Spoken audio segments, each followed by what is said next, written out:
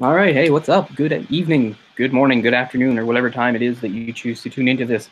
But at the moment, we're live, and this is the latest episode of the movie discussion Pocket Dimension, where time does not exist, and the only thing that matters is film. I'm Cole, my co-host, a colleague, Jay, and this week we bring you the follow-up to our last episode, which was the Swedish or romance, whatever you want to call it, dark, moody thriller slash cutesy kid romance. Went the right one in. This would be the American remake of a few years later. Let Me In. You know, I think in what was it, like 2010, 2011? Yeah, 2010. So that's only like what, 2 or 3 years between movies. So I guess they struck while the iron was hot on this one. 2 years, I think. Yeah, 2 years. Because as we said in the last week episode, like that was a movie that made a lot of ripples over here. You know, it's not often that over here you always hear about a foreign film, but it was such a well-received and well-loved movie, and because of all the sort of different things it did, you can understand why they were keen to make an American remake of it. We've gone down this road before a few times with doing episodes of two-part episodes where we do the original and then we do the remake. And I had seen Let Me In once, and I remember my first impression was, wow, they pulled that off actually quite nicely. But now in revisiting it, I hate to say, like, it's not like I don't think they did, but I don't like it as much as I did, is sort of how I feel. And Jay and I talked about sort of the problems of these things is, like, as much as you maybe want a movie to stand on its own, you don't want to constantly compare it to what is, you know, the original and stuff. You can't help but do that. And you know, I eventually arrived at a point where I'm like, well, I shouldn't have to apologize for that. I mean, the movie exists because it is a remake. That's what, so it sort of does have to justify its existence to a certain extent. And I don't know. I still think it's a really well-made movie, and it does get a lot of things right. Principally, it does have the nice sort of dark, somber tone to it, which I like quite a bit. But in the sort of translation process, I feel like there are quite a few things that they didn't do as well or didn't even sort of attempt to do. Before we get into it, one little correction is last week when we mentioned it being in New Mexico, I erroneously stated that it wouldn't be in the snow. Of course, you know, parts of New Mexico, of course, get snow in winter because of the elevation. And so this movie has some snow. Yeah, I was thinking it did when you said that, but it's been so long since I've seen it. Yeah, exactly. But yeah, so fits the winter theme again. So it does have the snowy, bleak atmosphere. It even has kids skating outdoors and stuff. So it maintains that kind of stuff. Although still, and it is also in the early 80s. It's never exactly explicitly stated in Let the Right One In what year it is, but if you read the book, it's supposed to be like, I think, the winter of 82. In this, they make it March of 83. It says it. What's funny is when I found this online to watch today, at first I thought it was by accident. It seemed like it was going to be a French version because the title came up in French. And then when it gave the little, you know, time and place and year, that was in French. And I was like, oh, maybe it'll just be, you know, English with French subtitles. Because I'm like, I'm sure it's not a French dub version. But it was just English with English subtitles. So I don't even know what was going on. But it was like, laissez-moi entrer. And I was like, uh-oh, French, what? But then you just completely forgot about it going forward. It was really weird. The things you find. So yeah, so this keeps, as we said, this keeps the bleak winter, and it keeps the early 80s, although it transfers it from Sweden to the US. And I understand why they were tried to do a few things to evoke that time and place. They have, you know, they think Reagan era is a good thing to sort of exploit. They have some of that stuff about Reagan's speech about evil empire, and how this movie is sort of a different examination of that, because when Reagan was talking about evil, it was sort of like the other, the shadowy other that exists over there. You know, we're good, we're the West, but the Soviets over there, we don't know what they're doing behind the curtain. That's evil. And this is, you know, supposedly maybe evil right under our noses, but in different ways, blah, blah, blah, subverting expectations. Who's really the evil one in this? Since obviously we have a fairly sympathetic vampire, even if she is killing people. And then we have the really mean bullies that some audiences, I'm sure, think, they deserve what they get. Still, you know, in reading some of the stuff just on the Wikipedia article about the thoughts behind doing an American remake and setting it firmly in the U.S. A few quotes here that jump out to me. There's one part where one of the producers, Donna Gigliotti, says, we're incredibly admiring of the original, but to be honest with you, that picture grossed $2 million. It's not like we're remaking Lawrence of Arabia, which I think spectacularly misses the point. She's basically saying, hey, this movie's fair game for us to remake because it didn't make boatloads of money, so therefore it's not that good. And I mean, I get it. She's boiling it down to the most cynical way of viewing movies, which of course is movies are a commercial product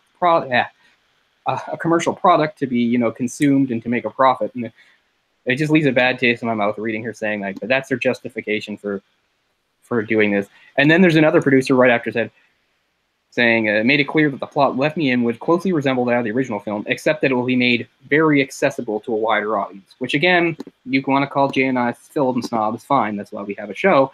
If we're going to be snobbish about it, most of the time when you're talking about taking something that already exists and then making it more accessible to a wider audience, that's just, not always ruining it, but it's certainly not improving it. Oh man, I got a lot of problems with that. Well, they took out most of the controversial, elements of the film. Sure, the idea that the helper was a pedophile, that's gone. The idea, sex change thing, the whole thing of the sex. Although I'm not that part doesn't bother as much because I honestly feel like even in the novel and in this, the whole idea that she was actually a boy that was castrated, that still feels extraneous to me. That still feels unneeded. And I mean, they even make a point of it in this movie because she has the same conversation with him, like, would you like me even if I'm not a girl? And he's like, what do you mean? Because it still works because she's saying, I'm not really a girl. I'm not really 12. I'm a vampire. And to me, that works completely fine. And you don't need the angle that, well, I'm actually biologically a boy. Yeah, it has completely different meaning, though. Well, sure, yes. Oh, well, you say that, but we can't be sure exactly what Ely meant when she said it. Was she talking about the vampire part, or was she talking about the boy part? Yeah, that's true. In any case, it's not in 90% of these situations where they remove something like that. I come down hard on it. I don't come down as hard on that because I've never felt like the whole idea that Ely was a boy who was castrated and decided to identify as a girl. I never felt like that was needed. I just felt like that was already putting a hat on a hat. We already had stuff going on, so that removal didn't bother me as much. But as you said, they have a way of. So it's not surprising at all they remove that entirely from this film. No, and I could have told you they would have done that.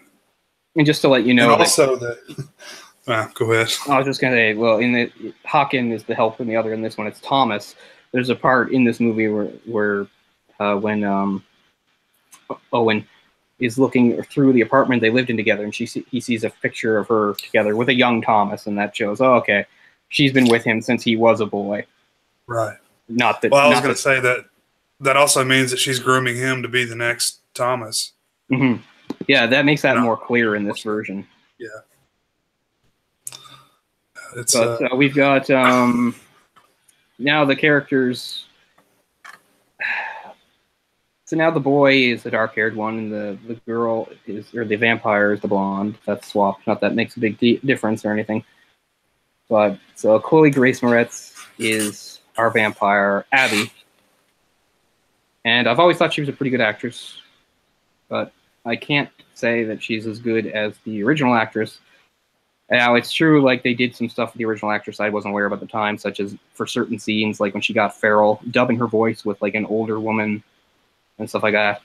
So that's more than one actress suddenly. That's a combination of performances. And this is all Chloe Grace Moretz, as far as I know, and she's fine. But I don't know. I don't feel she has that sort of air of danger or darkness about her, really. I felt like they just wanted it to be... They wanted the nice scenes to be nice and the scary scenes to be scary. And they didn't want any sort of intermingling of them. They want, one to be one way and then switch over the other. They didn't want that a nice scene could be sort of scary or a scary scene could be kind of nice. And I like that less, too. Because it sort of makes the tone feel more off in a way. I don't know. I never found her threatening or dangerous when she's talking to Owen. No. And in the original film, even though the whole point is it's about their relationship and how she starts to like him, blah blah blah, I felt like in the original there was still sort of in the background a bit of danger and a bit of menace anyway. That just seems absent in this film. I don't know if I've imagined that, but it's terrible casting on the part of what is it, Abby? Yeah, I don't dislike that actress, but she's too pretty for one. too pretty and clean cut. Yeah, exactly. I mean, they have the scene where it talks about how you smell weird, but you don't really buy it. But I mean, she's like in a hoodie, like you can't really see that that's stupid. I'm trying to find where to start with this movie, man, because I had seen this before and I thought I remembered liking it a good bit. Yeah, same here. The first time I saw it, I thought, well, as remake, and I guess it was the whole as remakes go filter, right? Because so many remakes just destroy and ruin and completely, mess up everything from the original. This movie doesn't quite do that, so that's one of the reasons why I guess I would have been softer on it. Now I'm, having seen both movies closely together, I guess that was the other thing, right? I didn't see Let Me In right after I saw Let the Right One In. There was some time in between there. Yeah. And this time now I've seen them days apart, so. Exactly. Yeah, that may be some of the reason. Well, I mean, you can see the exact scenes they stole, 100%, and also see what they did differently. But it's like from start to finish. Like I didn't like this movie. Let's see. The film opens with a flash forward, and then it flashes back. Just to make it different, right? It's completely unnecessary. It's unnecessary, totally. It's like the only way we can do this by having the opening be different is we can't really come up with our own opening. So we'll just take a part from the middle of the other movie and make it the opening here. Like, it's so unnecessary. Watching the ambulance, and I hadn't seen it in a couple of years, so I was like, yeah, what's going on here? And then they're talking about him having acid on his face. So I was like, oh, right, they're going to do a flashback. Mm-hmm. Now, I do realize, and people might point out and say to us, hey, when you're a remake, it's kind of a no-win situation because one audience will tear into you if you get too far away from the original, tear into you if you're just too close to it because they'll be like, well, what's the point? All you're doing is just regurgitating the same thing. So I get that it's kind of a no-win situation. But again, a remake has to justify its existence, so I don't really feel too much sympathy for the people that did it. My biggest problem is it takes all of the things from the original film that make it so unique and so genuine, and it just totally ruins it in this remake version. So you're going to go all the way. Ruins, okay. The moments in between, the kids' conversation, like there's no weight to that, when they're out in the snow having, they're getting to know each other. And, it's shot for the most part because it has the exact same sort of, I don't know what you call that, some sort of a children's thing that they climb on that she's originally standing on. Or whatever. Yeah, whatever that is. But, oh, man. The guy, he's listed in the credits as the father. You said his name is Harry? The helper guy? The Thomas. Listed in the credits as a father? That doesn't even make sense. Father, I mean, yeah. He's not the father, and she explicitly says to him, because he's just like, "Well, what happened to your father?" And she's not my father. She's like, "He's not my father." So why would they do that? That's just really stupid. Well, this is Richard Jenkins, and that guy's got such a recognizable face to me from so many other projects. He's supposed to be playing this like dark, sinister character who's murdering people, and it just doesn't work for me at all. I mean, whenever we're talking, it's a broken record, but it's true pretty much every time. Whenever we're talking, whether we were doing Insomnia or something else, it always boils down to the same thing: subtlety. They always remove the subtlety in the remake. There are things that are implied in the original that are just like any person could pick up on. They're not subtle to the point like, oh, you have to really look for it. It's just something subtly done. Mm-hmm. And they spell it out over and over again in this movie. Right, even to the end, the very end scene where she's traveling in the trunk. They have like a guy come by and be like, "Is that your trunk?" Oh, like, man. what? In case we're so dumb we don't realize that he has a trunk with him, that somebody has to come by and acknowledge the trunk to the audience, like vocally. It's like, oh, you're is she traveling in with there? your trunk. Yeah, he She's might as well in there, say right? that. Yeah. Yeah, is that your trunk? You have some sort of large traveling companion that can't come. Like, just things like that just keep getting like pointed out and stated, which is really annoying. Like, just sometimes characters will just say stuff as if they're giving exposition. That's one of the reasons. I should have written them down. There's at least 3 or 4 others. And I mean, that's one of the reasons why like following the cop angle doesn't work. So that's what I guess that's the main difference plot-wise. The main difference plot-wise is in this version, they create a little bit. They show us more of the police investigation, and they follow around this inspector character played by a pretty much unrecognizable to me. I had no idea that was Elias Koteas. I had no idea that was him. But anyway, yeah, so it's sort of following his arc about his investigation into it, whereas in the original, the cops are there, but they don't really follow any of the characters around. And they swap him out for another character, whereas after the botched attack on Virginia, and Virginia goes to the hospital and stuff like that, they take out this whole part where in the original and in the original book, that Virginia had a boyfriend and they were part of this circle of friends. That some of them, they knew each other, they're getting picked off. And the whole thing is and he's more upset about Locke than her. But now he's lost Locke and her, and he finds that he's piecing together from eyewitness accounts and stuff as a little girl. So you have him tracking her down with the intent to kill her, and then Oscar and Ely fight him off and kill him. Okay, like at one point, I mean, on one hand, you understand why it's sympathetic, but it's sympathetic sort of from both angles. It's sympathetic in that he wants revenge for what happened to his friends, and it's sympathetic from them because, she's just trying to survive, blah, blah. But in this now, it's really weird because I don't even know what's supposed to happen because we have a cop. The cop isn't here for revenge. He's not here. And when he finds a little girl, he isn't going to think, well, I better shoot her. All he's there to do is, at worst, arrest her. And she, of course, brutally kills him. And I don't know what we're supposed to think or feel about it. It's just like, here's the cop investigation. He's getting closer. He found her. He's dead. Yeah. And I mean, that sets up the false thing about, oh no, I have to leave, and being a surprise that she comes back to rescue him in the finale, I guess. But it doesn't really matter that it's a cop. It could have just been anybody. But yeah, so in the process of eliminating secondary characters, they just pull out this cop angle that I don't think is better. It's like just an effort to change it and make it different is the only reason they did that. Because it doesn't work. It's his character is useless. Well, another disingenuous thing I think I read about the movie when they're talking about it was when at first, they're talking about making the remake, and various people weighed in on whether or not it was a good idea, including the director of the original film. And somebody's answer to that was, well, we're not remaking the film. It's just going to be a different film version of the original book. Then you see the movie, and it's like, no. Because there's all sorts of stuff that was in the book that wasn't in Let the Right One In that they could have used. They used none of it. None of it.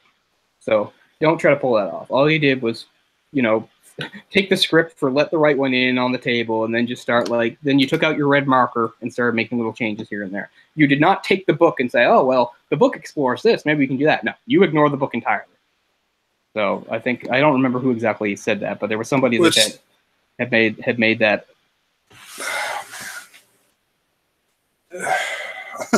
The policeman was also searching for the Satanist, is what he thought he was looking for.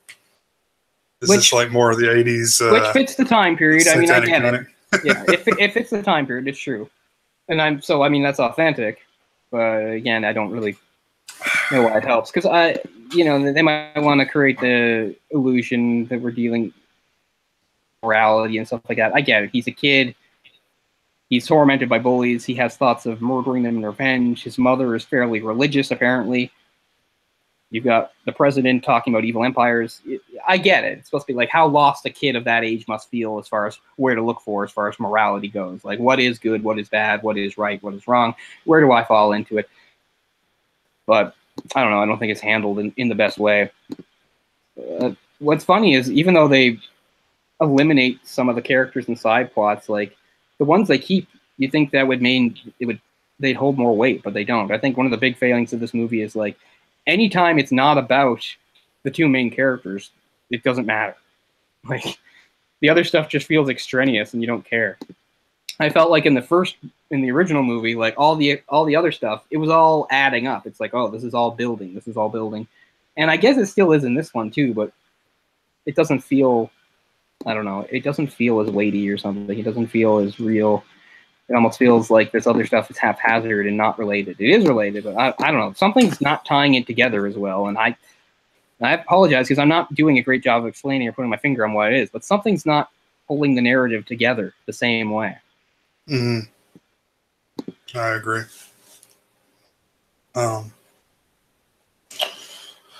Were you thrown off by the CGI at all in this one? Since normally you aren't. No. Actually, I thought that was one thing they did kind of a little better was and she was vamping out and when she did her attack in the tunnel. I thought that was better because in the original, it seems sort of stupid. She just jumps onto him and holds him and just sort of goes and it's kind of. You a big fan of I Am Legend with Will Smith? No, you would really like that if you haven't seen that. No, I hate that. You would love the I know they're all crawling around. Yeah, no, that doesn't look good. I don't love that at all. I'm just saying I actually like that they made the attack somewhat animalistic. Because in the original, that is a failing to me of the original. It really just looks like a kid jumping on a guy and biting him. And you're just like, that's a vampire. Like, it looks really pathetic to me. And like I said, in the later one, too. I don't think it looks like an animal. It looks like a video game. Or it looks like I'm not saying they did cartoon. I'm saying they did pull it off perfectly, but I at least admired the effort to make it look non-human. Like, its movements were weird and different. Like, I'm not saying they pulled it off beautifully, but no, I thought that was better. Because, I think the attack in the original looks really stupid. It almost looks comical. It's like, there's a kid latched onto me and I can't get her off. And then the botched attack is even worse because she's got Virginia down. Locke walks up and boots her, and she goes like flying off like she's made of nothing, which I felt was really uneven. Well, she does weigh like, what, 30 pounds? I know, but I just mean, if she might weigh that, but she's super strong. She can tear limbs out of their sockets. But anyway, so that's one of like the only things that I don't like too much about the original is I felt like they did a bad job of handling how powerful she is and what she's capable of doing to the point that the climax almost seems completely unbelievable. I love the climax. And I guess most people are just like, vampire, okay, she can do it. But I'm just like, I just watched scenes in the movies where she seemed like a weakling. So I don't know. So I like in this one, she's at least established right off the bat as a dangerous predator. It's like the one thing I'll give it over the original, maybe, but that's I don't know. Well, that's the whole point. I mean, in the original, she used her body of a 8-year-old girl or 12-year-old girl, whatever, to her advantage. In this, she didn't even need to do that. If she's such a a badass, CGI monster, she could just go attack anyone. You don't need to act like you're hurt and you need to be carried. That's true too. It does make it a bit of a disconnect there. I will concede that point. But it's funny too.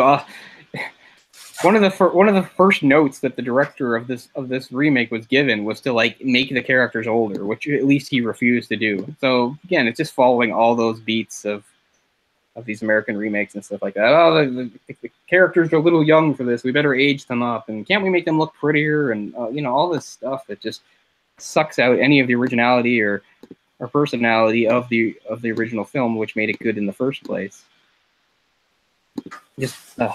I just can't imagine like all those boardroom meetings are exactly as bad as we imagine them to be. Like a bunch of people in suits and stuff like that, and they're like, "We love this movie. It's great.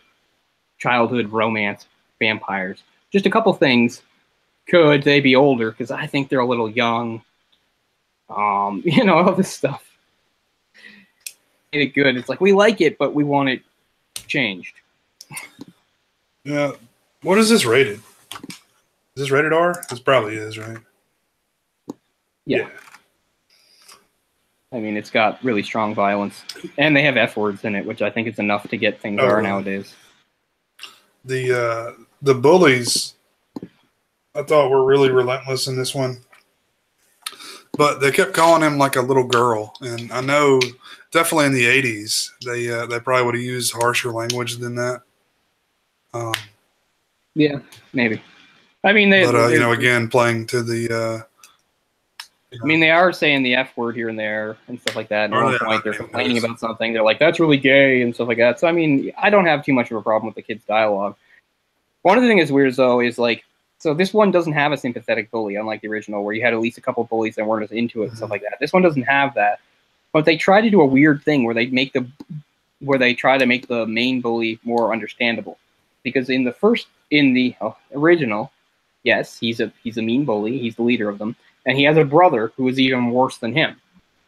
But didn't you see how different those scenes were when he came to get the keys?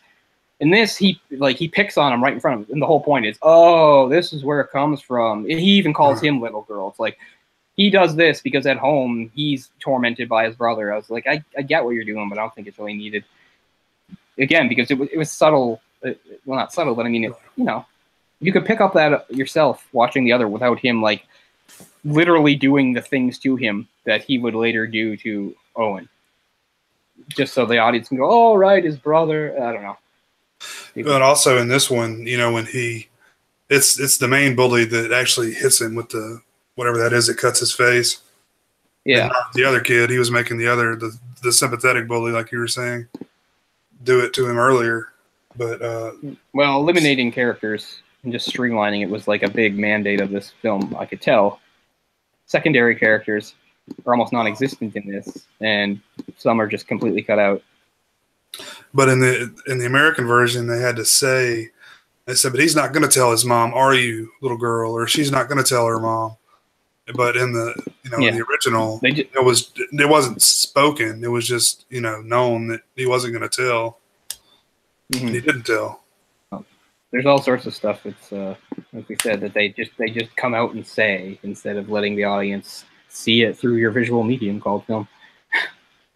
Feel bad because there were at least 3 or 4 of them, and now of course I'm blanking on some of the other ones. But we're just a character basically just blabs what's happening or what we're seeing, just in case we're too stupid to grasp it ourselves.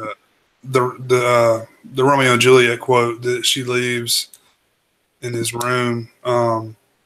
I don't think that they ever actually mentioned Romeo and Juliet in the original film, did they? I mean, I think they do in the book, but I don't think they do in the film. But in this one, they're like watching. They have to here it is. Here's this is why she said that. Yeah.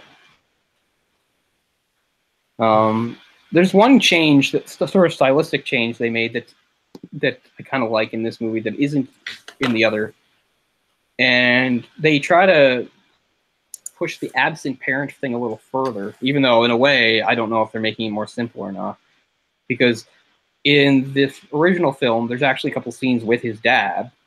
This one, his dad only has one scene not on camera, just on the phone. But also you might have noticed that like his scenes with his mother, she's there, but we never get a good look at her. Ever. The camera, if the camera's on her, she's really far away, or they do a blurring effect, or she's off to the side. And I know what they're going for there. I like the idea that like this isolation, and it is true. You don't need to come from, like, his family is going through a divorce, but as we said in both versions and the book, his mother is a nice mother, a good mother. She's not a neglectful mother or anything like that. She's a good mother. But it is true, and I mean, I think every kid felt this because I had one of the best home lives a kid could have. You still feel a certain isolation from your parents when you are having problems because kids live in their own world. Sure. Things happen to me at school and things like that I would just never tell my parents about because I thought it had nothing to do with them, and it was up to me to solve it. And so, I mean, I kind of like that a little bit because it shows a little bit of his isolation and this bully thing and these problems that he's dealing with. Doesn't even, they're just separate from what's going on with his mom. She's not part of it. And so I do kind of like that stylistic touch. Well, it's also more of that hitting you in the face because, in the original film, they go out of their way to show that he does have a good relationship with his mom. They show him having fun with his mom and them laughing together, a few different times. And, it means it's that much more for Oscar to give up when he leaves because he does love his mom. Yeah. He doesn't. And in this film, it's like his mom's almost non-existent. So it's a lot easier for him to leave. She's just there to like say things like "come for dinner" and stuff like that. I don't know. Wasn't it like Did you get the feeling that maybe she was like crippled with depression?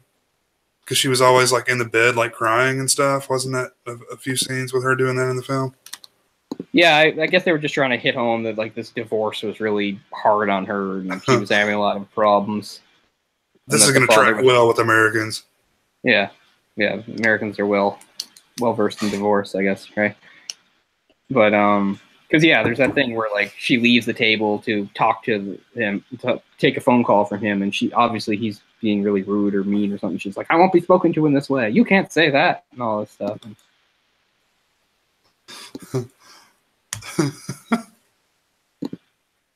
Yeah, it's just like they were really trying to like drive home that he was like had a horrible, horrible life there, almost like a white trash existence.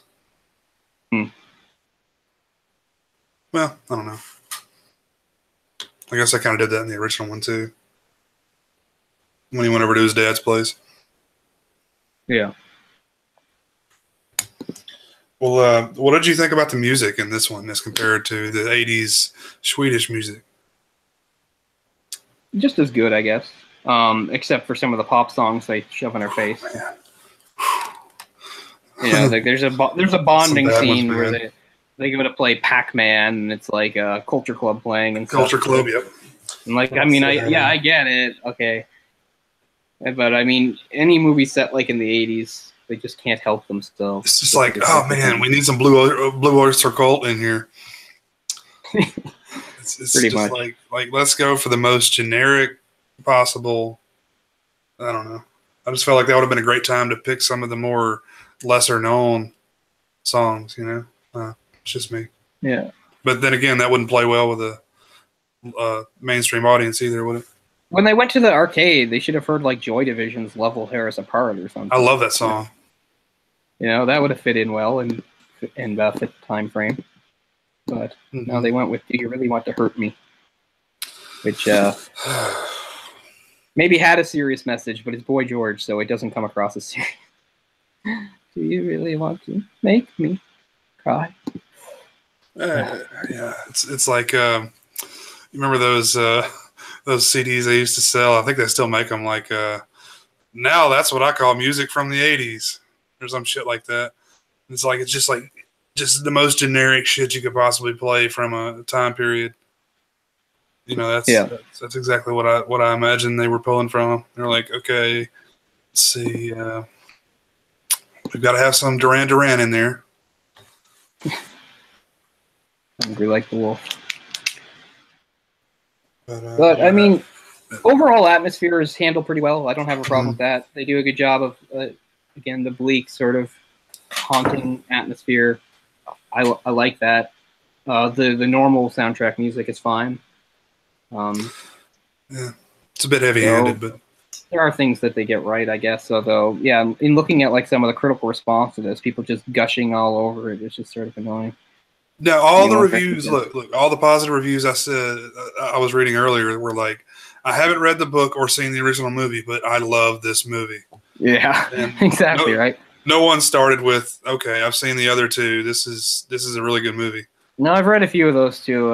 Here's the Rolling Stone guy. I thought for sure that any Hollywood remake of Thomas Alfredson's artful Swedish vampire film, Let the Right One In, would be a crass desecration. Well, color me blushing.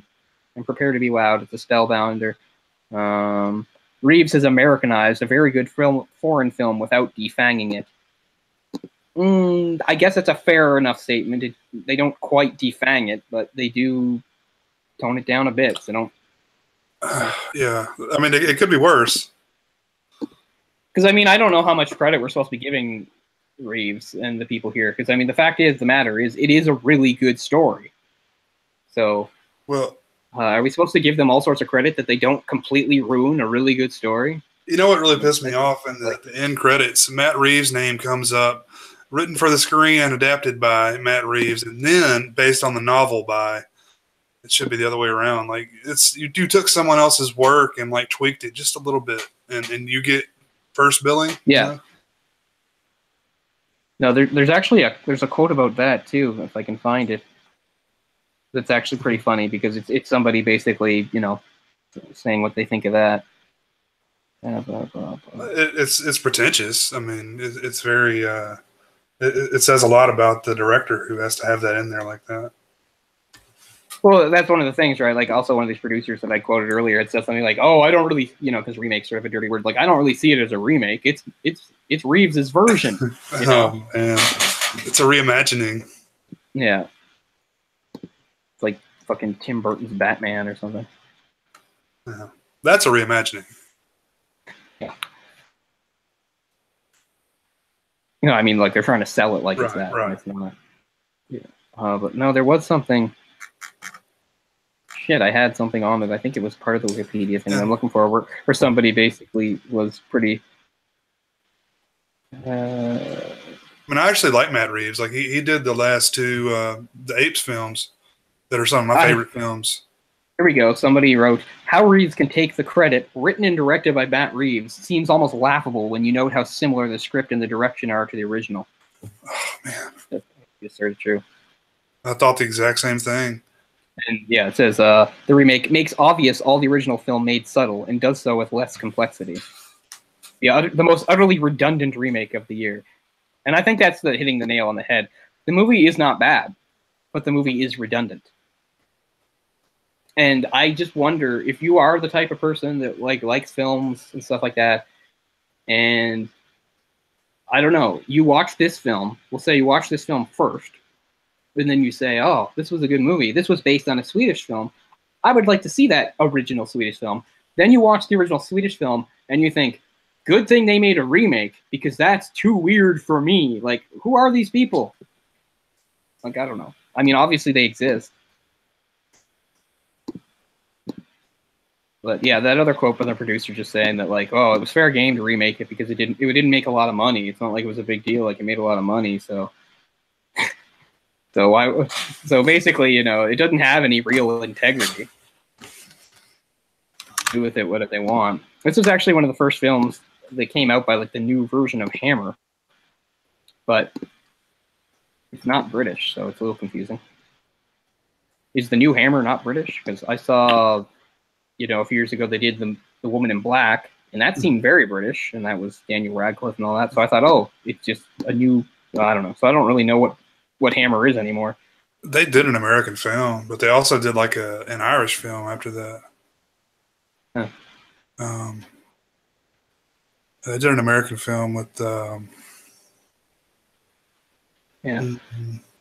See, it's funny how nice that the original writer Lindquist has been about the remake, because he says that at one point when he spoke to Reeves before the movie, he told him he will make a new film based on the book and not remake the Swedish film, which is absolutely not what he did.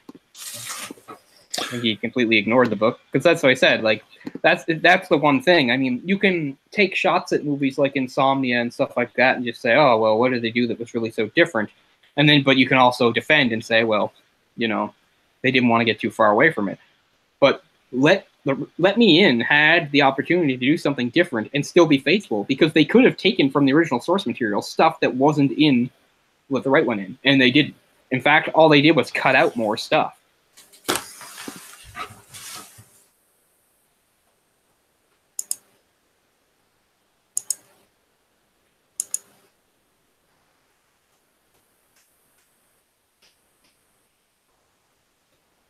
Yeah, I can understand people, because of people's love for the original film, that there's this cynicism that I'll come in and trash it, when in fact I have nothing but respect for the film.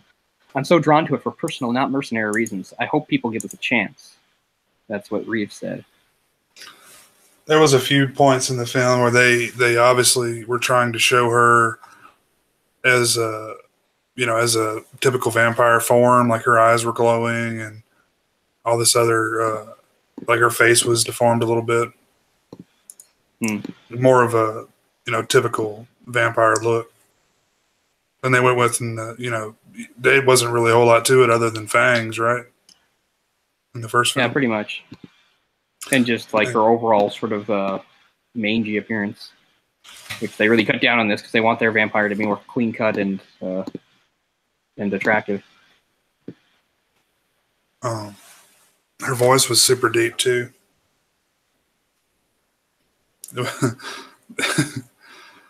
When he came back without the blood that first time, He's like, what do you want me to do? Yeah, it was a little bit much. Because I mean, again, one of the major strengths of Let the Right One In was, and this is something I'd be totally guilty of, and I'm glad that they didn't do it. Because as I said, I love vampire fiction, I love vampires and stuff, and just like anybody, there are things that have shown up in the mythology that I like, and there are things that I don't. So if I'm doing it, I like to. One of the strengths of Let the Right One In as a novel, and then in the original film, is that it really doesn't preoccupy itself too much with established rules. It's like, here are our vampires, and you can make what you will of it, which is kind of nice. And it feels like they felt like more pressure for this remake to be like, well, maybe people aren't going to get it. Maybe we need to get some more vampire conventions in there. And I don't know. Because let the Right One In just has this great sort of air of like unconcern. It's like, well, either you buy it or you don't. Whereas this one, it's like they're really trying hard to make you buy it. It doesn't have the same sort of confidence. I mean, again, it's hampered because it is a remake, but I don't know. It's a tough situation to be in. They do a shot for shot, everything's the same. What's the point? But they change it too much. If you do it shot for shot, I mean, I'm automatically going to complain about that. Yeah. I mean, they did some unique stuff in here, like the car crash. Like, that's his whole thing in this film, is he hides in the back seat with like a garbage bag on his face. That's true. Let people know. Yeah, the whole thing of when Thomas is apprehended, it's different from how Hawken is apprehended. In the original film, Hawken is actually present at the school and manages to like trap a kid in this like back room somewhere. But then when the kid's friends come to find him, it screws the whole thing up, and that leads to him putting the acid on his face and getting caught. In this one, they changed that sequence, which is kind of cool, where he's waiting in the back seat of a car for one of them, and then his plan gets screwed up because suddenly he's got more than one of them to deal with, because the kid stops to pick up another friend. But then when he stops at like a 7-Eleven or something like that, a corner store, for one of them to go in, he realizes his only chance to attack somebody by themselves is now. So he has to do it. He has a limited window, and it winds up not working, and that they come out and chase the car until he crashes. So yeah, I give them credit for changing that up a little bit. Different. It has the same end result, him disfiguring himself and winding up in the hospital. And then the same sort of thing, whereas Abby visits him just like Eli visits him to like finish him off. It also chooses to not take the route from the book where the whole thing gets botched and he turns into some sort of like mindless version of a vampire. They don't go with that. Again, Let Me In is more about cutting things out than adding things in.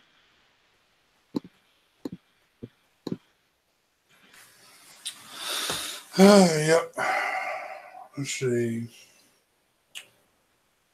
The hit back hard speech that she gives him, when he's telling her his whole situation. It's like, but there's 3 of them. Well, you need to hit back even harder. It's like word for word from the translation, and there's no weight to that at all. It has no, like in the original, it was just so. I don't know. It was you really felt like it meant something. In this, I don't know if it's her delivery or the string quartet playing in the background, but I think it's some of it's her delivery. I don't want to criticize her performance too much, but like I said, she doesn't have that. She doesn't feel dangerous or other. She just feels like a girl that's talking to him. It's just bad. I like how every scene with Ely, you sort of could tell something was off about her. There was something, that wasn't quite normal, wasn't quite right. Or in this, it was just more like an actress trying to convey that and failing. It's like you said, sometimes she has the exact same lines to deliver, and they don't have the same punch to them. Well, and she's probably a much more versed, actress than the girl that played whatever her name was in the first film. Now, it says that neither of them saw the performances from the original, so they weren't just trying to copy it. So I guess that's good. Good, yeah. No, I didn't have a problem at all with the lead boy. Boy? Yeah, he's okay. Owen. Cody Smit-McPhee. Mm-hmm. He was Nightcrawler in one of those, I think, Apocalypse. Yeah. Smit-McPhee. A very young Nightcrawler.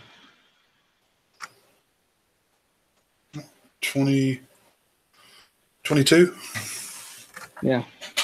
I guess that's not ridiculously young, especially when you pile on all the makeup and stuff for Nightcrawler. I haven't seen it, so maybe it's good. I don't know. I've seen it. I don't even remember. I remember Nightcrawler, but I don't really remember that him being Nightcrawler. Well, this is the kid that was in The Road. Mm-hmm. I didn't realize that. But yeah, I don't have any problem with him. Again, I don't think he's as good. He doesn't. Maybe it's because he's not. Maybe we focus too much on his pale hair and stuff like that. But this kid doesn't seem as weak to me. He doesn't seem like as much of a weakling as Oscar. Like this kid, I don't know. Like I don't even get why he's the target of these bullies in a way. Like he's a very ordinary kid. He's like ordinary in every way. There's nothing about him that a bully can really seize on. You know, about his appearance or the way he talks or anything. He just seems so ordinary that he would blend in way too much for a bully to bother with him. I guess is my. I don't have any problem with his performance, but I don't know. Physically, he doesn't seem right to me. He seems just too bland and ordinary. I don't know why a bully would pick on somebody that's just so bland. Usually the whole point of bullies is they find something different about you, and then they exploit it and make fun of you for it. And I don't find there's anything different about this kid. It's not like he has a weird hobby or anything. I mean, he's just sort of a soft-spoken kid, but there's tons of those. I guess that's the only thing. Like, when I see Oscar getting picked on, I buy that for a long time these bullies had singled him out and picked on him. With this kid, I'm just like, how did they find him? Where did it come from? Why did they go, that kid? Like, I don't see it with this kid at all. He's just too ordinary. So, yeah, I'm not thrilled with the casting either.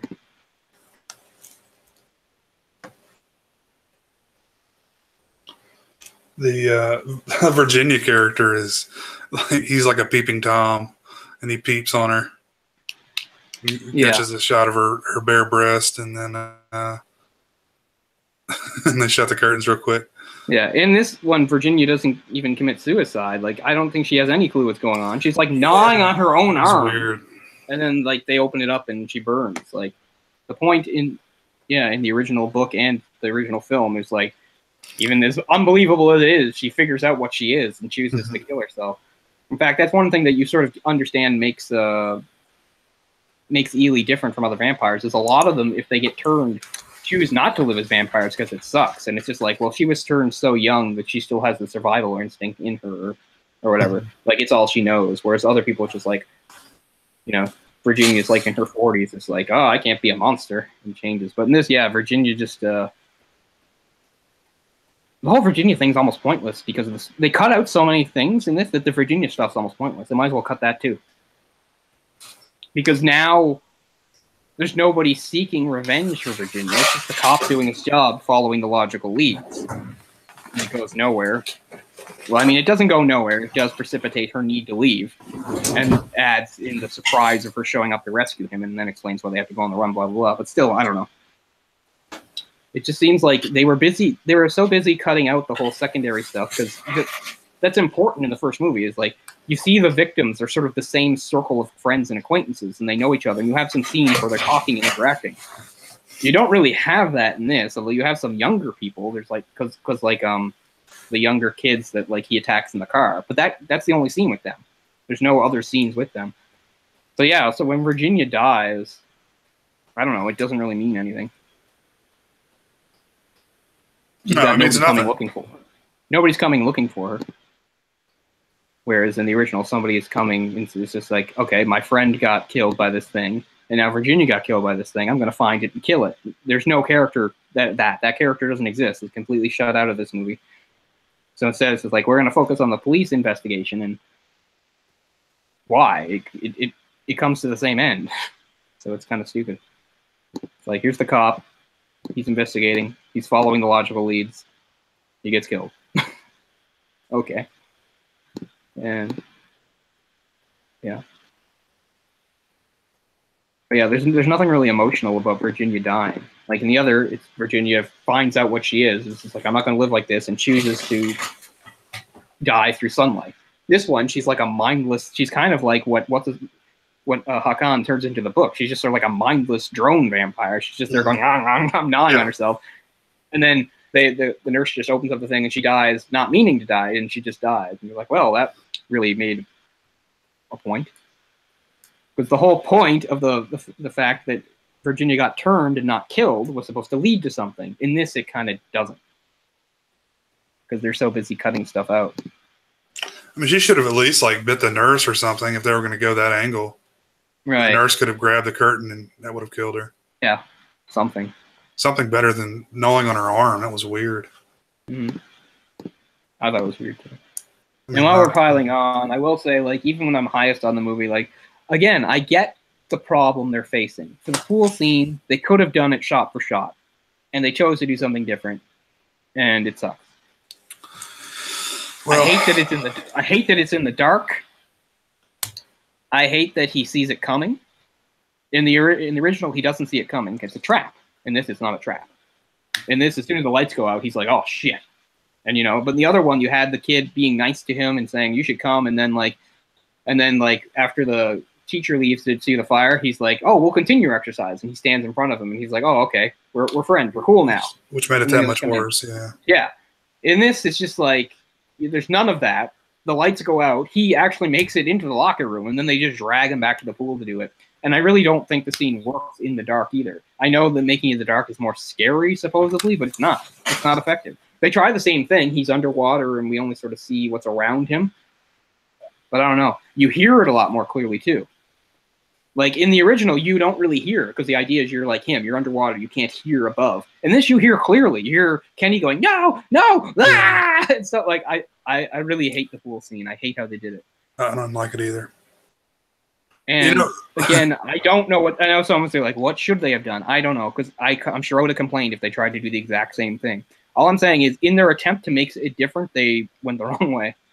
Well, it was virtually the same thing. I mean, it's what they still had the kid going head first. Yeah, how you see it though. And then a head falls instead of the hand. It's a head that falls in front of Owen. Yeah, I don't like that either. I think the hand before the head. Yeah, is a better. It's a more gradual buildup. Like that he still has the hand on him when the head comes down. Now I don't know. I can't explain why it doesn't work, but it doesn't work for me, or it doesn't work as well. I mean, yes, it's still an effective scene. You get what's happening. She's come in to rescue him. She's being completely savage. And as we said, unlike the original book where she actually lets a couple of them live, and unlike the movie where she lets one of them live, she doesn't let anybody live in this. They're all ripped to shreds. I don't like that. Well, I mean, I do like that it didn't show her flying around killing people. I thought that was the one thing they did right, was, leaving that to the imagination. But I mean, they did keep the camera on him underwater and sort of showing things happening around him. But yeah, I think the dark really ruined it for me a lot. There was no reason to turn off the lights. I guess they thought that was the fastest way to make the kids leave. But again, I thought in the original it was effective that like, either his brother is either so well known or so intimidating that as soon as he yells at the kids to leave, they just leave. They don't question it; they leave. In this, it's like, oh, they have to turn off the lights and maybe suggest that there's something like an emergency or something like that. I like how in the original, his brother just yells at all the kids and they're like, "Yep, time to go," because he wields that sort of authority amongst the younger kids. Like maybe he's they've been victims. A lot of them have been victims of him before, so they know just to do. If he says to do something, to do it.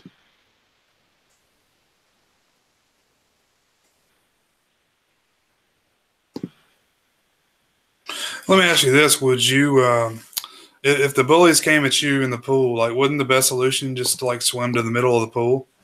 Yeah. And say, come get me, because they're not going to get in the water. Yeah. So I guess that is sort of the whole in the original version. Whereas this, they get him in the locker room and drag him back, and when they put him in the pool, they have their hands on him already. So that's true. He has less chance to escape there. But I guess I just take it back in the original that he had this sort of false sense of security where he was thinking he'd actually turned a corner and he was safe and one of them was on his side. And he didn't really grasp what was happening. I don't know. But yeah, you can at least say that in the remake version, he doesn't have the opportunity to just swim out to the middle of the pool because they grab him in the locker room. And when they put him in the pool, they're already holding him. So that's true, at least.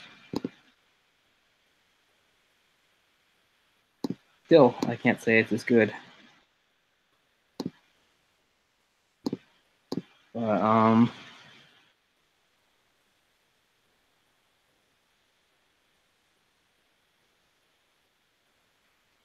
and see, this is where Reeves really comes off like an idiot. Reeves admitted to not adding many different details from the book that weren't in the original film, stating that the story was so big that you couldn't really add a lot of stuff in without taking away the focus of the coming-of-age story. So I tried to have allusions and references to stuff in the book. What allusions and references? What the hell are you talking about? I didn't notice any. So, yeah, it's just him talking out of his ass. Either that or I'm just really bad at watching movies and can't remember something I watched a couple hours ago. Because I don't think he made any sort of allusions and references to stuff in the book. There are things that Lindquist adapted brilliantly in the movie, and I borrowed from them because I thought he did a great adaptation. But there are some things that hopefully didn't detract and fit into the context of the story. It's a mixture of details of the book, the original film, and things that grew out of adapting it. Again, I think that's just more talking out of his ass. I don't know what he means. I don't see concrete evidence of that in watching the movie. It just seems very clear to me that they took the original movie and made tweaks here and there. Is really all it was. And I'm not saying that's always the wrong approach with a remake. It's always a tricky kind of no-win situation with a remake. It's a tricky thing. Okay, Jay has to attend to something, so what else have we got going on in here so that we don't have a bunch of dead air? But yeah, as you said, I don't have anything against Matt Reeves himself. He seems to have done some okay stuff. What's funny is like one of the first things he did was he wrote the screenplay for Under Siege 2, which I think is pretty funny. That someday he would become associated with something like Let the Right One In. And he's been announced to direct some sort of Batman movie in the DC extended universe that was going to star Ben Affleck. I don't know where that is now. That was like a year ago that happened. Anyway, he's a happening director, but I just feel like some of his comments about this adaptation process are just pure bullshit.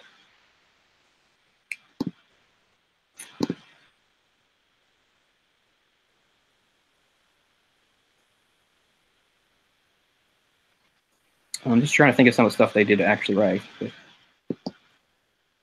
But yeah, just been reading about it. Like some of the praise for the remake is so overboard that it leaves a bad taste in my mouth. Yeah, totally.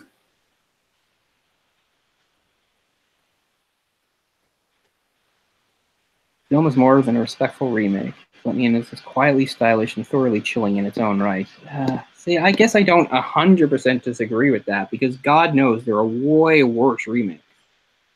But I still feel like it just falls into all the sort of traps you see in remakes, especially when they're remakes of foreign films. They always have to, if there's like something that's subtly delivered, they have to make it not subtle.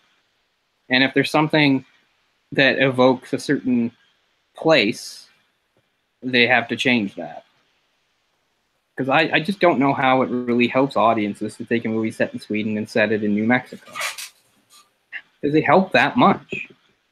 I mean, I don't know. I don't want to come across as some, elitist snob or something, but I really have a hard time understanding how you could watch Let the Right One In and be baffled or upset by some of the Swedish things in there. It's not really that over the top. It's not full of like a ton of Swedish like pop culture references and things you would only get if you were Swedish or things like that. I mean, there's some Swedish music.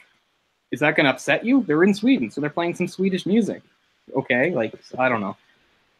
So, I don't know. We go back and forth. Well, not back and forth. I mean, we've harped on this a lot, but I just mean, I guess we're just never going to arrive at a time where, I don't know if the problem is the North American movie public itself, or it's the perception of the North American music public by the producers and such that are in charge of this, because of the changes they make because they think there's going to be problems with the North American viewing audience.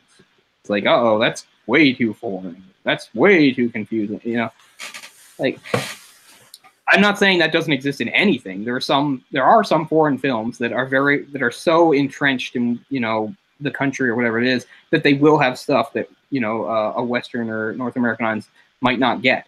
But this is not one of them. It's not one of them by a long shot. I can't think of a single thing in Let the Right One In that seemed really Swedish to me, or just really different or odd or foreign. Like, everything in there was completely relatable to me. Mm-hmm. Whether it was time period or country. Because, yeah, I didn't go to school in the early 80s. I'm too young, but it's not that different from when I went to school. School wasn't so different. That's probably the biggest difference is that it, you know, was in the 80s or early 80s. Yeah. And I get what they're doing, as we said, with the whole time frame. It's like, well, this is America, so we'll get in some of that stuff about the Reagan era and this stance on good and evil and morals. I appreciate that effort. And I'm not even saying it was the wrong thing to do. I'm just saying it's not really the point of the movie. But yeah, there's a lot of people that... And here's an odd thing. Here's somebody who was writing on that website, Bloody Disgusting, they really liked it. Ultimately, if the Swedish version is near perfection, Matt Reeves' version achieves complete supremacy. What does that mean? Masterpiece is an overused word, but it's hard to think of another so powerful. Let Me In is the new standard for vampire movies. The whole point of that quote, it said, was in comparing the two movies. But if you're saying Let Me In is the new standard for vampire movies, what you're saying is the original doesn't exist. Right? Wasn't Let the Right One In the new standard for vampire movies? Or are you just saying, well, because it's Swedish and in a different language, it doesn't count? So Let Me In is the new standard for vampire movies, because this is the one that counted. At least that's how it reads. Now, maybe I'm taking that out of context. Maybe there's more quotes around that make more sense. I'm just going off a small paragraph here. But I don't know.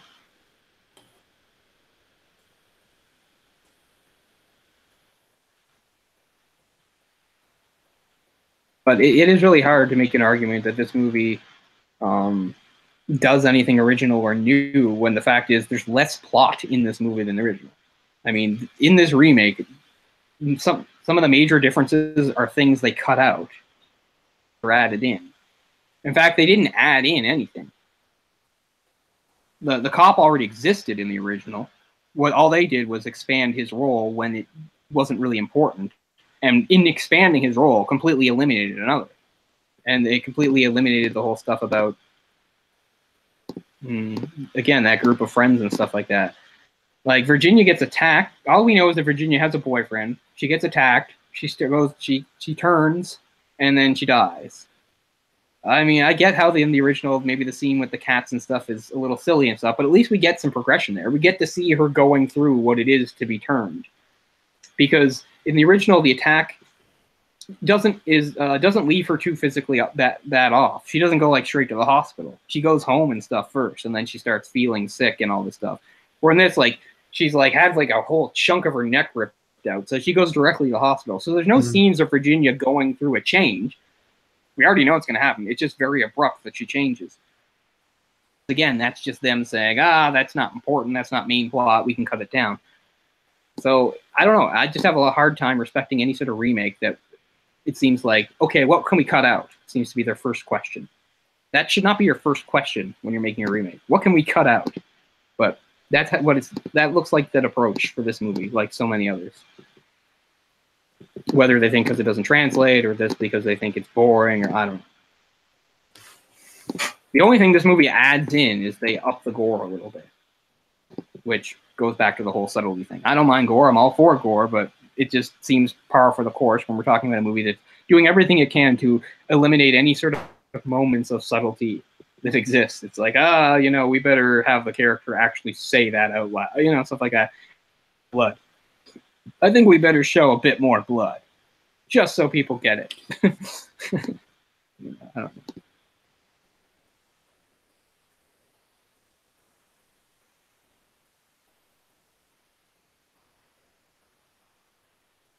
know. And here's the final quote I'll read on it. And this is somebody that is critical of the remake, saying, "Let Me In doesn't need to exist unless, that is, the very notion of Swedish cinema is strange and unpalatable to you," which was what I was harping about, like, why would it be?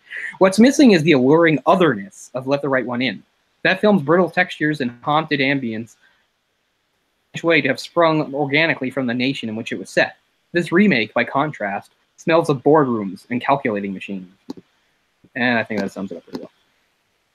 Because you took something that was sort of artistic and different, because it had that other feel to it, because it's, you know, it's a Scandinavian movie, and then it's just like, okay, well, we like what the movie has at its core, but let's get rid of that stuff and Americanize it and blah, blah, blah. And I think it really loses something in doing that. Yeah.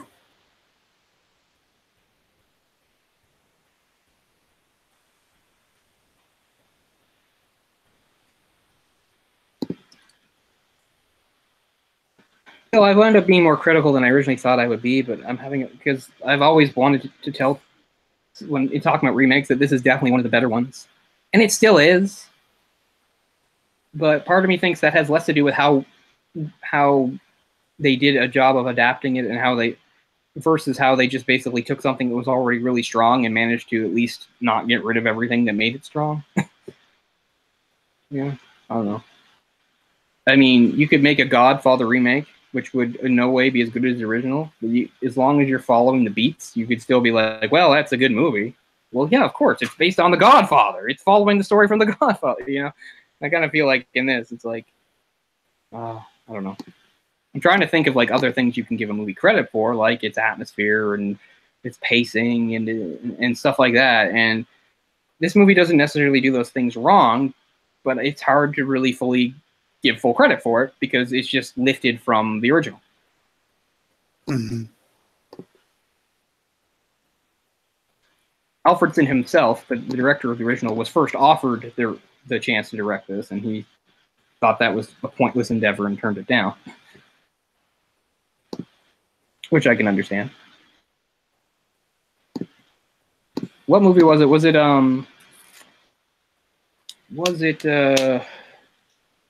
Night Watch that was the same director for both versions? Yeah. And I mean, as far as being movies that changed the least, that might be, of the ones we've seen, Night Watch might be the one that changes the least. The two versions of Night Watch are very close. They're almost interchangeable. Yeah. He probably did that intentionally, though. Yeah. I think he just, I think when he was wrangled into doing it, he was just like, well, I'm doing it. I don't see any reason to change it. But it's funny, like the most Danish thing that's in the original, of course, is lifted from, taken out of the remake, of course, because the whole thing is they're not in Denmark anymore, where they're actually looking at a statue of Hans Christian Andersen. One of the characters is like, Hans Christian Andersen was an asshole or something. I get how you can't do that if you're in a physically different place, so I can't get too mad about it. But it's funny, because I wouldn't say there's too much about the movie that seems particularly Danish, except that the characters are speaking the language. Except you just have that one moment where like they make a comment, and one of the most well-known and famous Danes of all time. Like, I mean, how many Danes can the average person name? 3 or 4. Hans Christian Andersen's always going to be one of them. Little Mermaid, yo.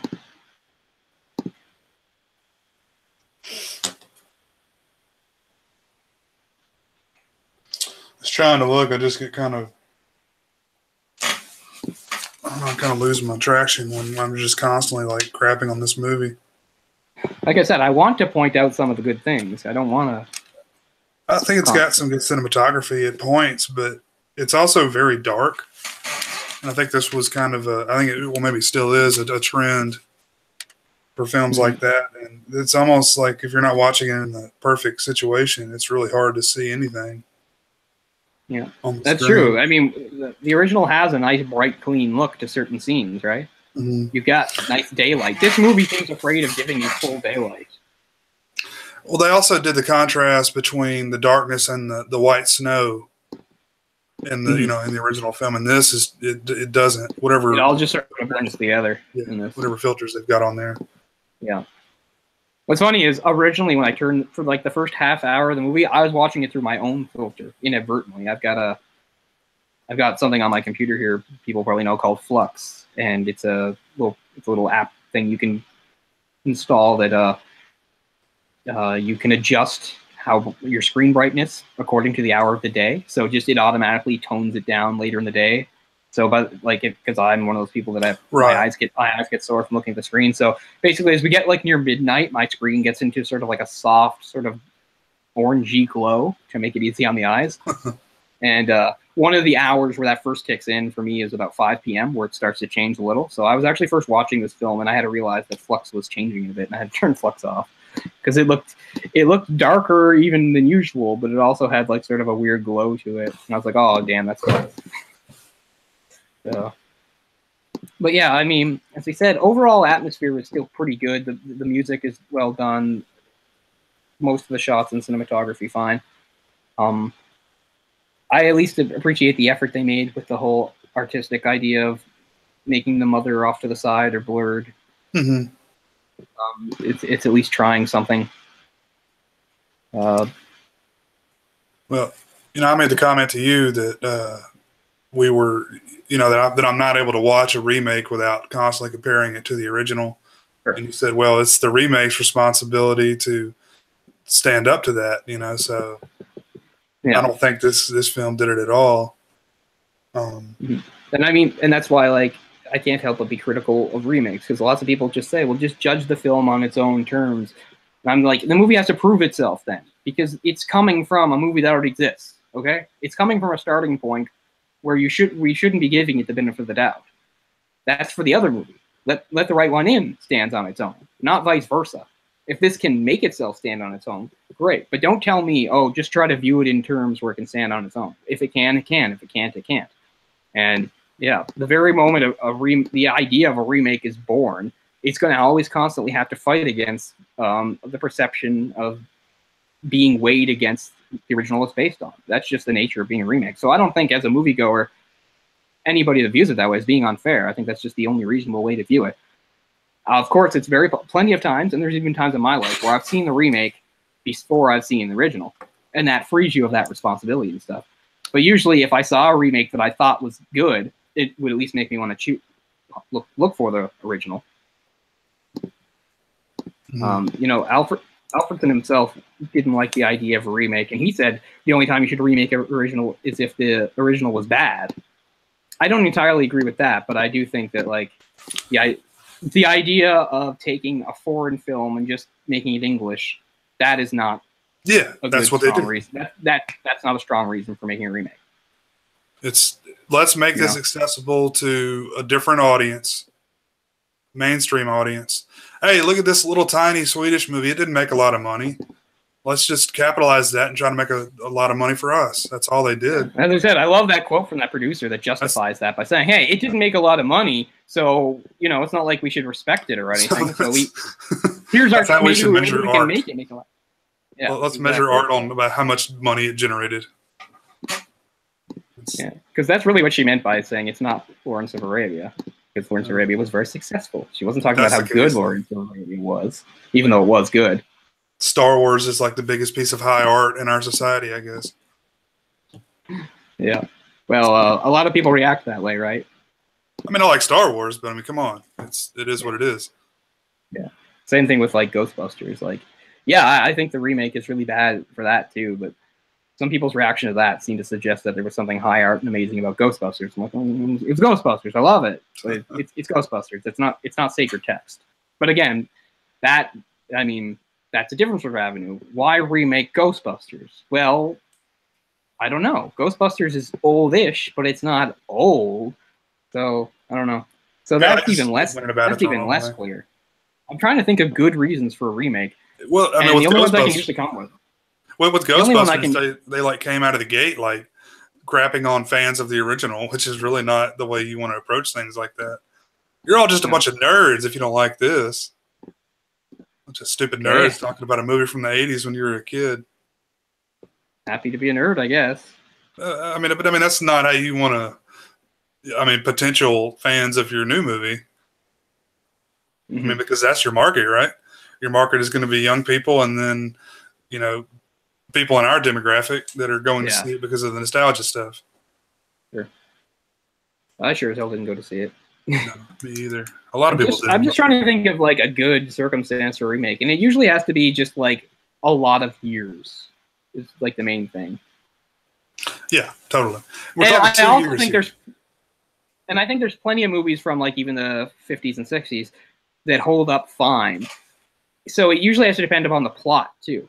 Sometimes I think a remake of an older movie is justified if in making a movie that had a similar plot come out now will be different because of the time, you know, because of technology or something like that, right? Where something that was important about the original plot will be very different by today's standards. That makes sense to me. You know what I mean? Mm-hmm. There must be examples of that, but I can't really think of one.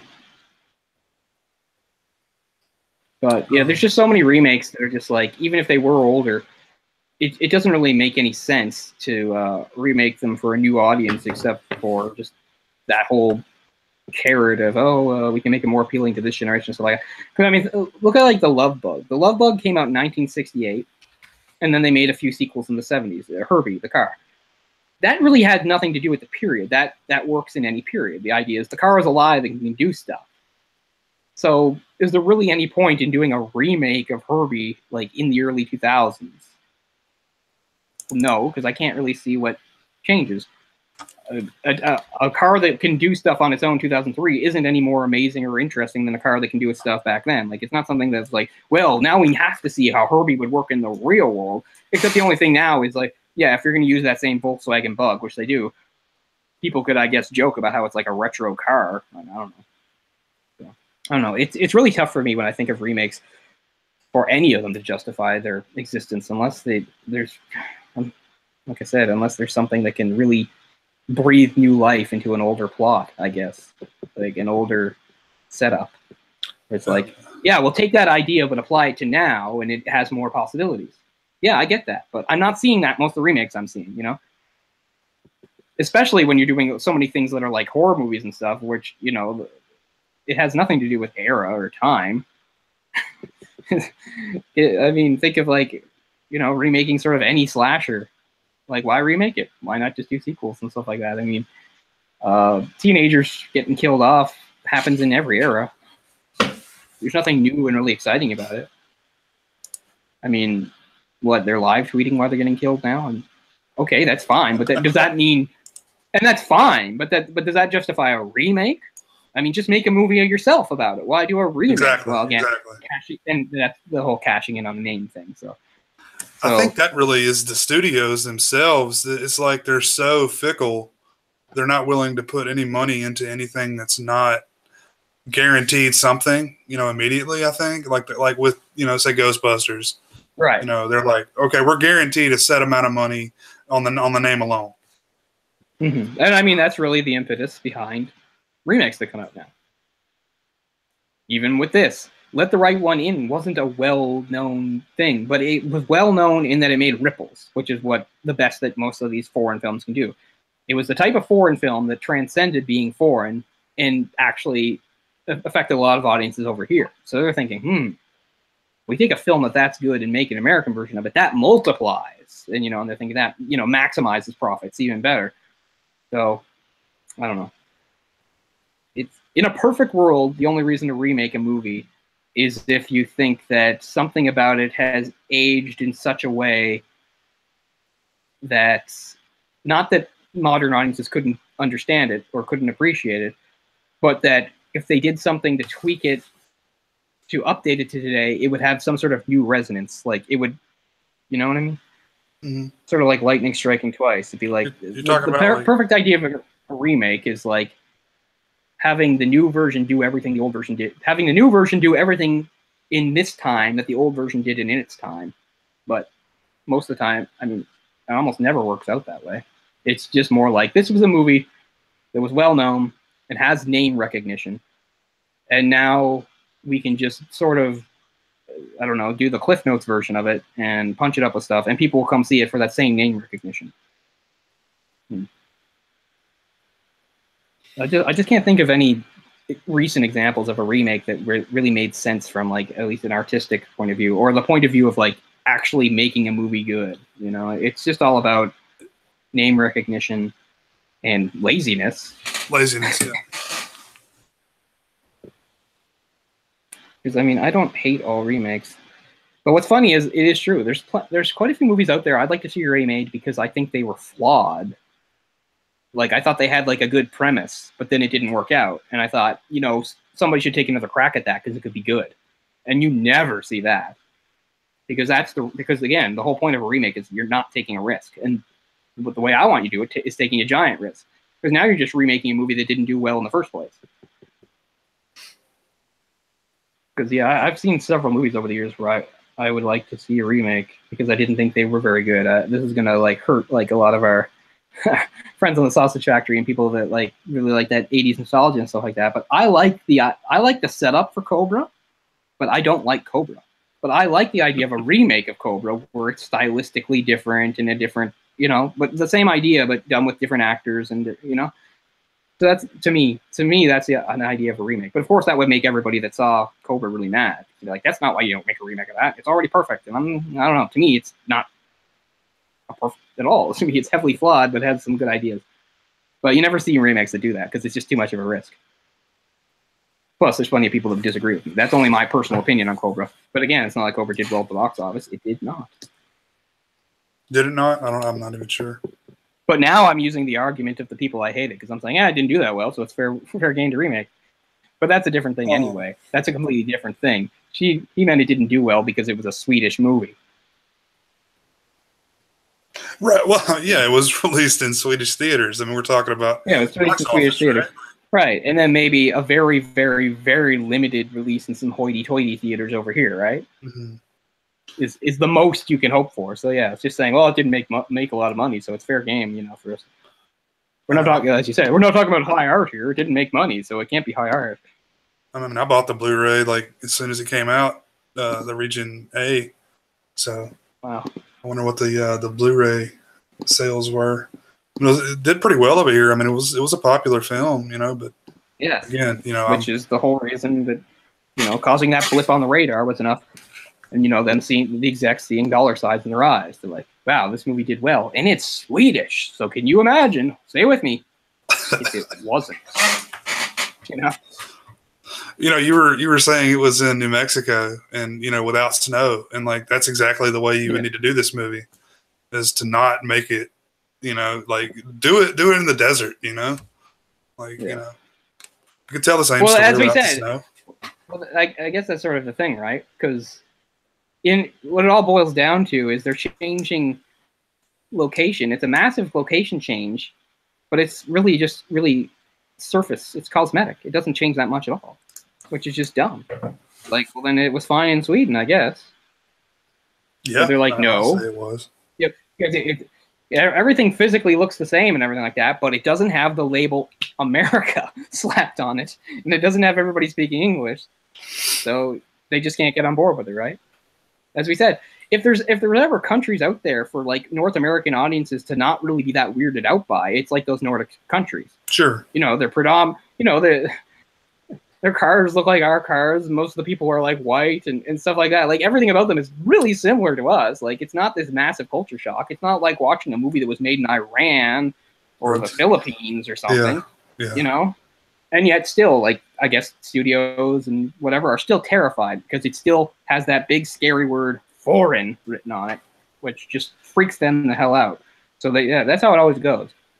A movie that is foreign that gets some notice over here is big dollar signs in their eyes. Like, that did really well, and it was foreign, which is a massive, terrible, horrible handicap. So imagine if we just removed that by making our own stupid American version. And that's where we are with most remakes. That was the table. That was the table discussion right there. Yeah. So, like, hey, vampires are hot, right? Yeah. You guys have heard of this fucking Twilight movie, right? Chicks love that. They do.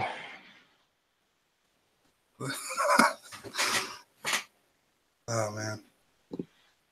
But yeah. And the other thing I go back and forth on is we said when it's hard to, you know, with a remake like this, should we criticize it for changing the things they change, or should we criticize it for not changing enough? And the thing over there is the title. So they just kept the same title, or is it better that they, since they're doing a remake, they did change the title? Because at the end of the day, even though it's different words, it doesn't really mean anything that different. Well, I mean, at least saying the title tells you which one you're talking about, at the very least. That can't be the only reason, though. Just so you can keep the two straight. But I mean, it almost changes the phrase, though, doesn't it? Let me in versus let the right one in. Let me in, yeah, because let me in is suddenly coming from a point of view. Let the right one in is, it's an omniscient thing. I mean, let the right vampire in, let the right person into your life. You know, it means a lot of things. Yeah, it's an omniscient thing. But let me in means a character, a specific voice is saying this, and you have to make the guess who is saying it in the movie, and it seems most obvious they're talking about our vampire, Abby. And they have the whole same scene where they discuss the weird rule that nobody understands, that vampires need to be invited in. You see the consequence of what happens if, she comes in without being invited, where she starts to bleed and will keep bleeding until she dies, I guess, unless she either leaves or he extends the invitation. So, both have that. I don't know. So that's another thing I sort of go back and forth on and wonder about. Like, when they were deciding to make the remake, they think, well, if we're going to make a remake, it should have a different title. Or did they really just have some sort of problem with the right one in, which I can't imagine. Because one thing I will give, if you're in the stupid position of making a stupid English version of a foreign film, is sometimes you have to change the title simply because the translation doesn't work that well. Right. This is not one of those cases. Mm-mm. Let the right one in flows perfectly in English and is something a person in English would say. So, again, I don't know if this is just a cosmetic change or if they really felt like if it's more subtlety being annihilated. It's like, we need people to really understand that it's the vampire saying this. When I was reading about the original film last week, I think when the novel was released, the first edition, it was actually titled "Let Me In." Before the movie came out. So I mean, in I guess North America. Yeah, I'm not sure. And then they changed that later in later editions. I'm not sure. I didn't think so, because everybody says that the title was from a Morrissey song, and the Morrissey song was called "Let the Right One Slip In." Mm-hmm. That's just what I saw. Oh, okay. Now I'm reading it here. Yeah, it says the American version is called "Let Me In" because the publishers believed that the original title was too long. Okay, so no, they only mean the American version of the book. They mean the translated version of the book was called "Let Me In." Right. Not, yeah, okay. Because they thought the title. Yeah, I was talking about the novel. Yeah, that's what I mean. No, like the novel was always "Let the Right One In." It's just that when they translated it and released it in the States, they changed the title for that. Mm. So Swedish audiences or whatever always got "Let the Right One In." Yeah, they first suggested the title be changed to "Let Her In," but Lindquist himself suggested "Let Me In" instead, given that "her" was inaccurate, which is true. I mean, what if the original title was later related to promote the film? What if they did gender reversal? That would be great, or make them both girls. Yeah, I mean, if you're doing a remake, do something that separates it. That would be interesting. I mean, come on. I think so. I don't know. What it comes down to is just makes all the mistakes these movies make. Is like they don't change enough to really make it different. Like it follows everything the same. But all the things that made the one like have subtlety or, some sort of thing that felt otherness and different, that was what was removed. And that's just the trap that all these remakes seem to come into whenever they're making a new version of a foreign film. Right. They keep the meat of the story, which I guess makes sense. It is a remake after all. It's not a brand new movie. But then they just... they let go all the little extra details that made it special and different. As you said, like one of the great things about watching foreign films is how they have that sort of different feel to them. It's just something different. And yet it baffles me that so many people see that as a negative. It's like, we can't have that feel. This needs to feel the same and familiar. It's scary. Oh, it feels different. It scares me. we need to have those kids reciting the Pledge of Allegiance in our movie. Yeah. And they do, right? I think that was done to show that it was the 80s, because they don't do that anymore in public school. That's good. That's Okay. that was what I thought of was okay. Okay. So They're I wasn't actually sure. I did. I know they did it for quite a while, so I'm not really sure when they stopped doing it. it was it's probably been at least 10 years ago. Okay. So yeah, if it's just to establish time, I can sort of understand it. Except again, they tell you the time. You know, they just put it on the screen for you. You don't have to figure it out through cues. Again, though, there's no reason for this film to be a period film. It could be set in modern day. There's not one aspect of it. I guess not, but for whatever reason, that's how the author wrote the original book. The original book. Right, I know the book. I'm just talking about this version. I mean. Yeah. I guess that's another thing they could have done, right? If they were going to make it different. So the book is set in the 80s, so the film's set in the 80s. But if you're going to do the remake, why not set it in a different period? You're already changing some stuff up, so yeah. Set it in the future. Like, this has to have that Rubik's Cube. The Rubik's Cube ties the whole thing together. Yeah.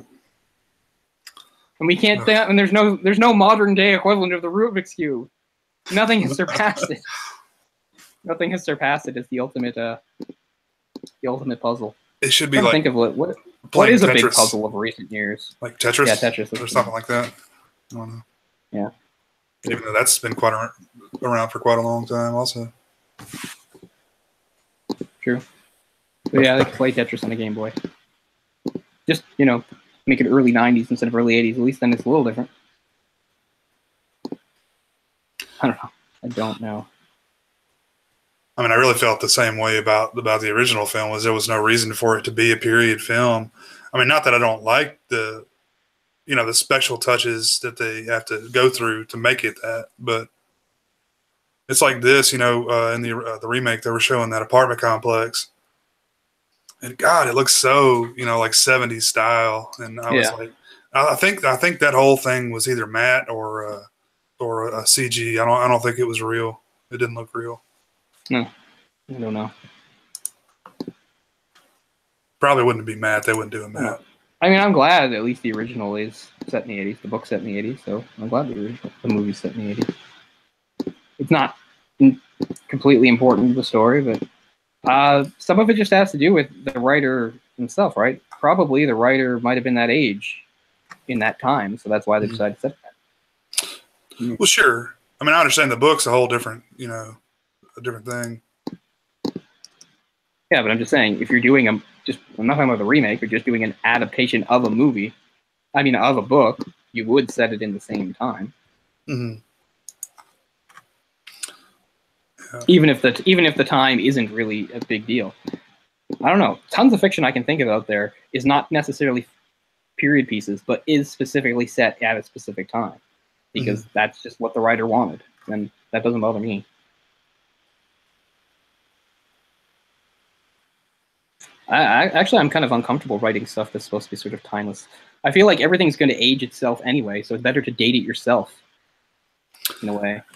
Yeah, I mean, I could just see as a writer, you would feel compelled to put like, and then I put on my cassette tape, or it's just like adding elements of what you remember that time being, or what you would imagine that time being like. Well, I mean, just to use an easy example again in Stephen King. Stephen King didn't usually, for most of Stephen King's book, he doesn't say, this takes place in the year blah, blah, blah. He just writes it as the now, right? It's the now. But the problem with that is things age. So if you're reading any of Stephen King's books from his popular days, whether they're trying to set themselves in a specific time or not, they're going to read that way. Because people are going to leave messages on answering machines, and the internet's not going to exist and stuff like that. That wasn't him purposely doing it. That was what it was. So I just mean, in a way, you can just sort of avoid that seeming odd by just setting it in a time frame yourself.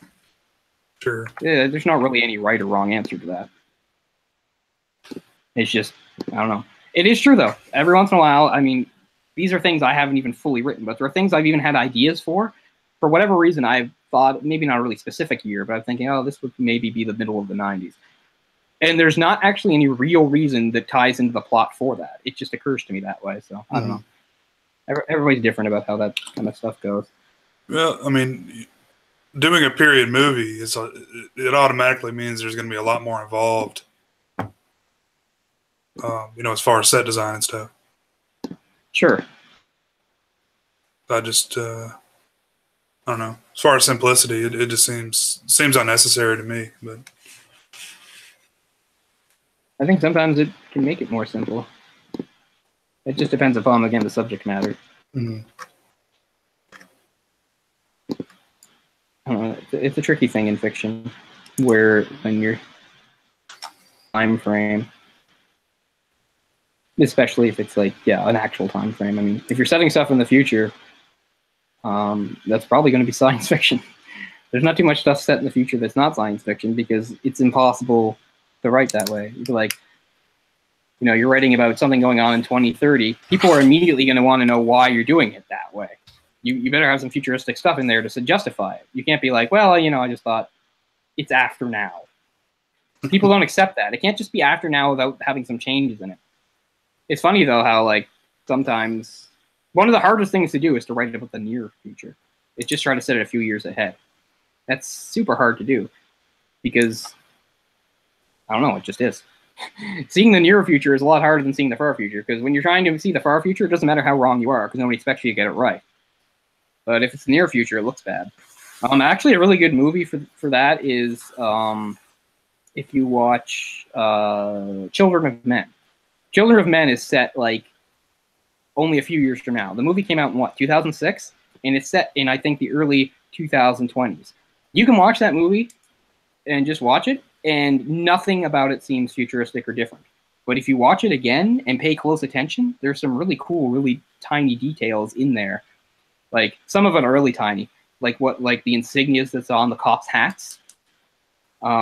They reflect, what's his name becoming king, for instance. Because right now, all the cops' hats in England have, like, this insignia that gives tribute to Elizabeth.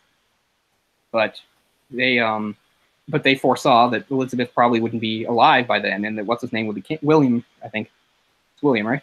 That William would be king. So all the insignias on the cops' hats have the little tribute to William. So there's little things like that. So that's a really good example of a movie that, like, if you watch it without really paying attention to it, you're just like, well, yeah, it just seems like now. But they did make a few little tiny little tweaks and stuff that I think were actually pretty clever in trying to anticipate a future time. Yeah, that's interesting. Wish I could find it.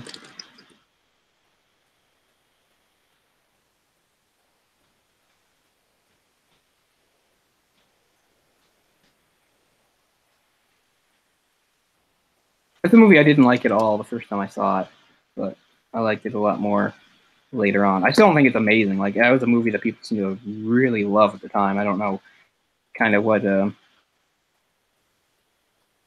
kind of a lot of people seem to be talking about revisiting it last year.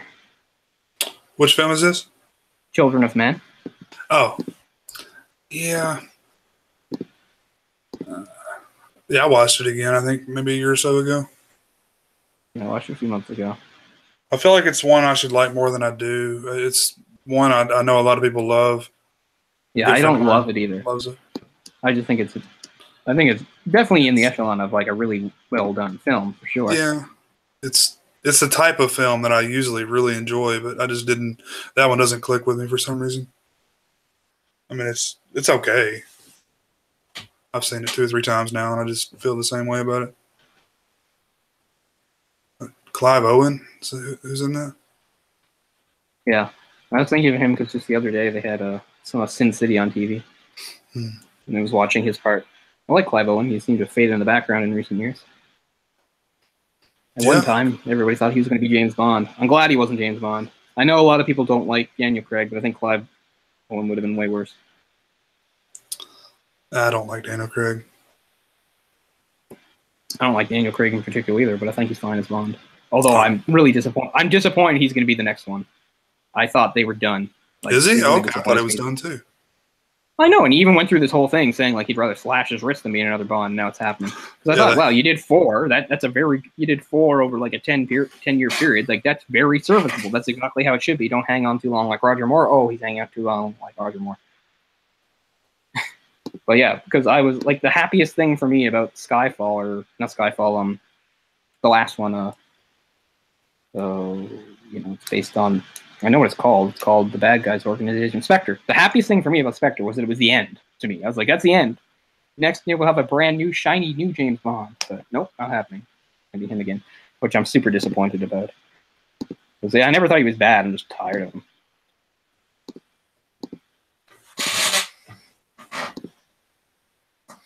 Yeah. People love Skyfall. I don't like Skyfall at all. I'm not a Bond person. I am.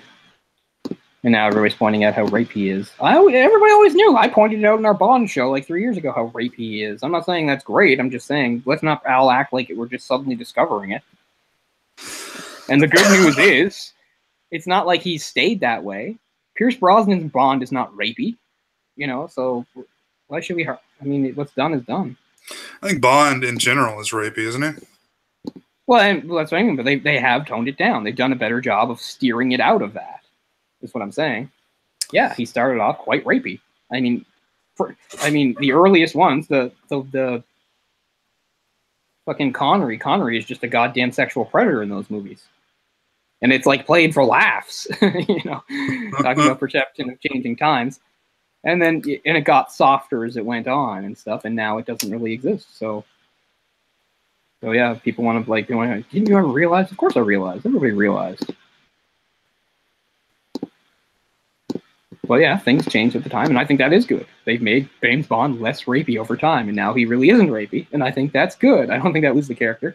You can still have a character that's commanding, and women want him, and he gets his way without him being some sort of sexual predator. It can be pulled off. Although, if you read any of the news, it seems like, no, this can't be pulled off. Nowadays is probably doing it the wrong way, and they're a predator. That's what I'm learning. We've talked ad nauseum about that crap. Yeah. Cultural differences, man. Times change, Yeah, and I'm not saying that's bad. I'm not saying, oh, the society's too PC and too oversensitive. I'm not saying that. I'm saying good. All for it.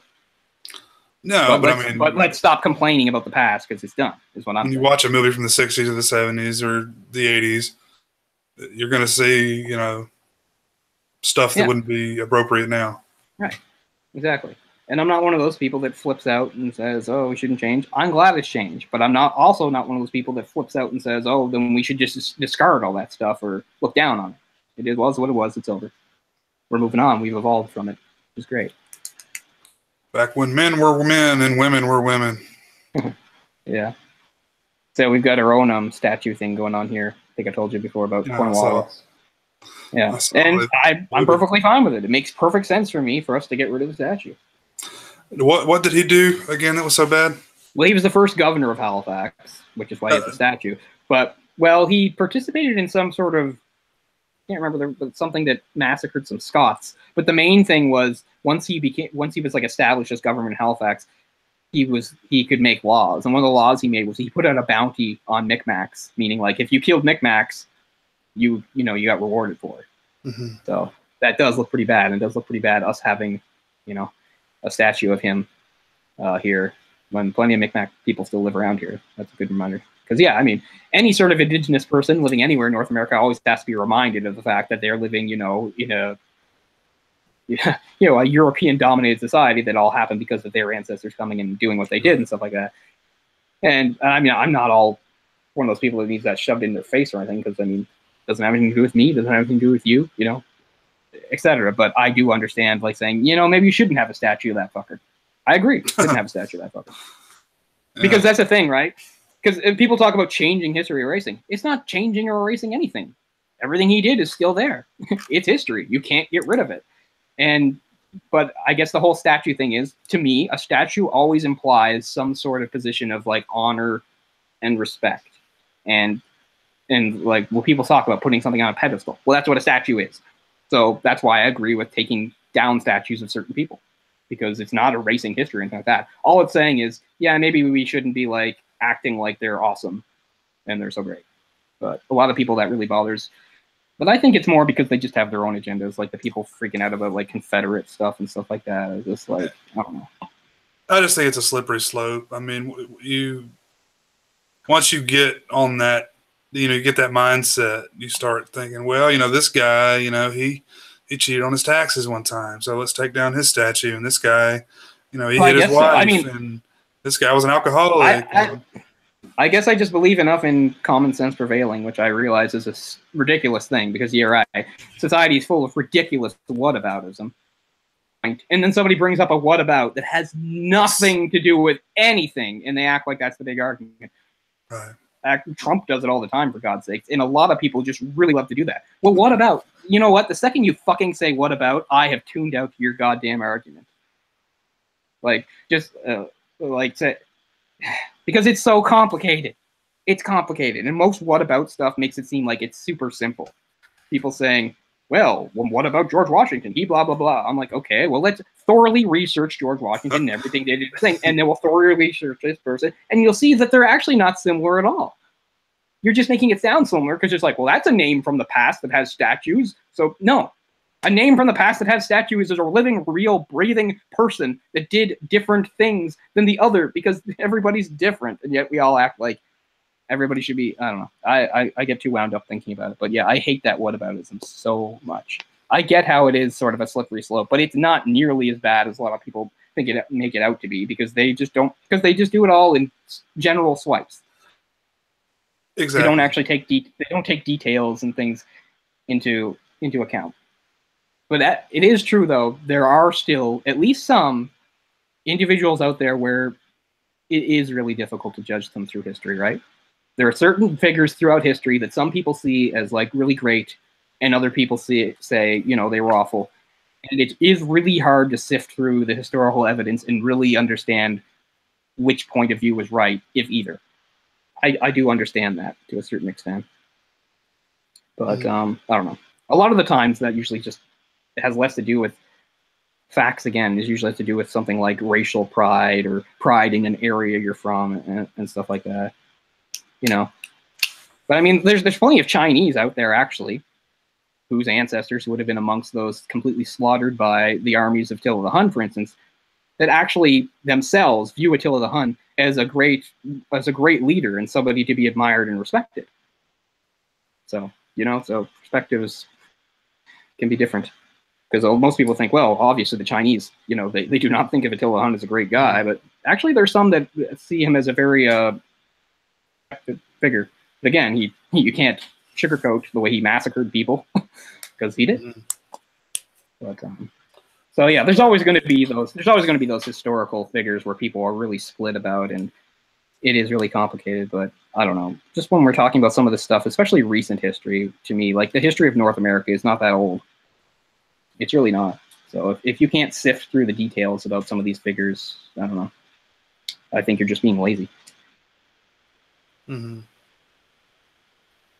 Well, it's like I read a post on Facebook that this guy he wasn't a nice guy, and he didn't spay and neuter his pet, so I think we should tear down his statue. Yeah, sounds about right to me. I'm just saying, I mean, that's the world we live in right now.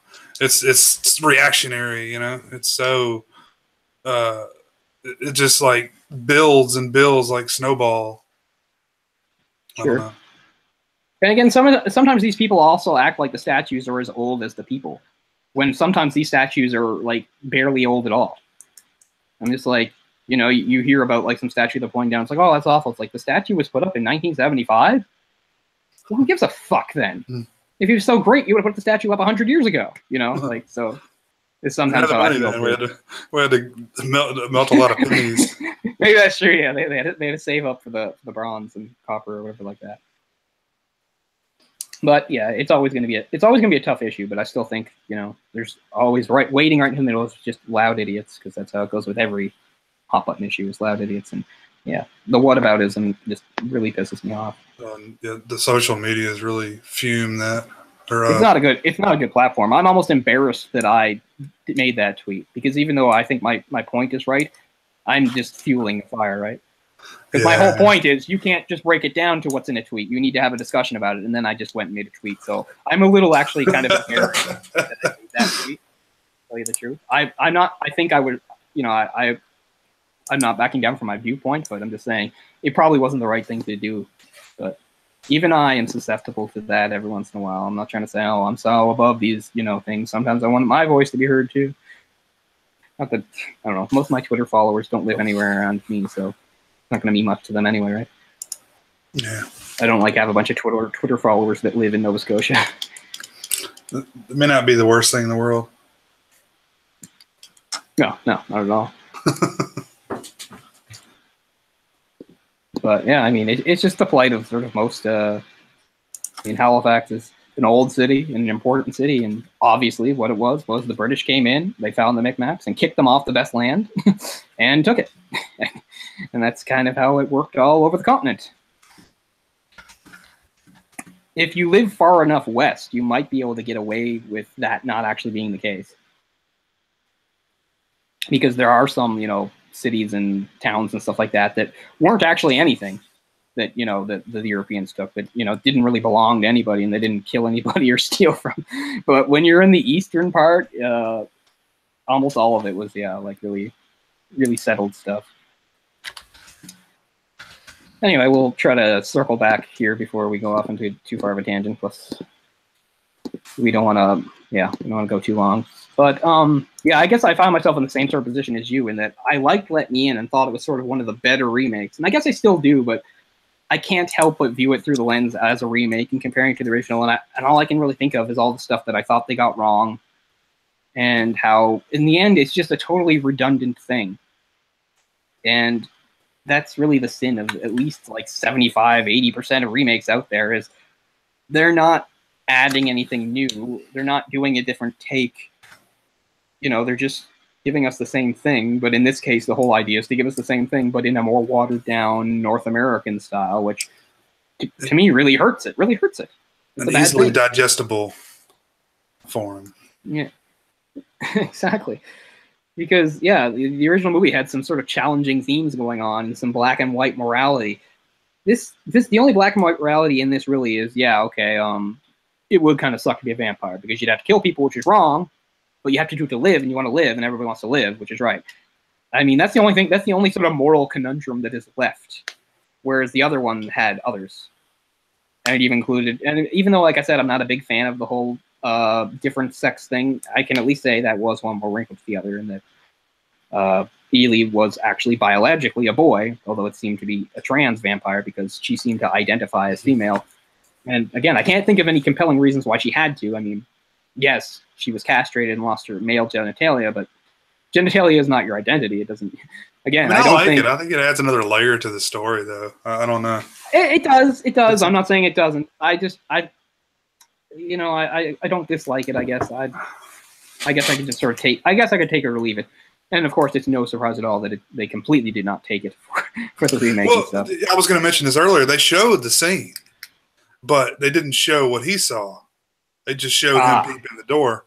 And, you know, of course, they wouldn't show poor little Chloe Grace Moretz, you know, private parts. But it was like almost unnecessary to even show that. It was only showing that he was peeping, you know. I guess they're showing that's part of his character. Yeah. He's peeping on his neighbor early on too, which I don't have any problem with, because it makes sense. Sure. You know, he's a 12-year-old, and because there's a few times they do show that he's a little bit focused on sex. Because there's a part where he's like out in public, he's at the candy store, when he's not when he's with her, but the first time he's there, there's like a couple making out, and he just sort of stands and stares at them for a while. Which I get. That's a thing you sort of do at that age, right? Like, you don't have any sexual experience, but you're starting to get curious about it. So when you see that sort of stuff, you're just sort of drawn to it. So I don't have any problem with that. That's fairly well done, I guess. But I still don't like the casting of the boy. I felt like he was too bland to really come across as this ostracized loner. Really. The chemistry he has with Chloe Grace Moretz is okay.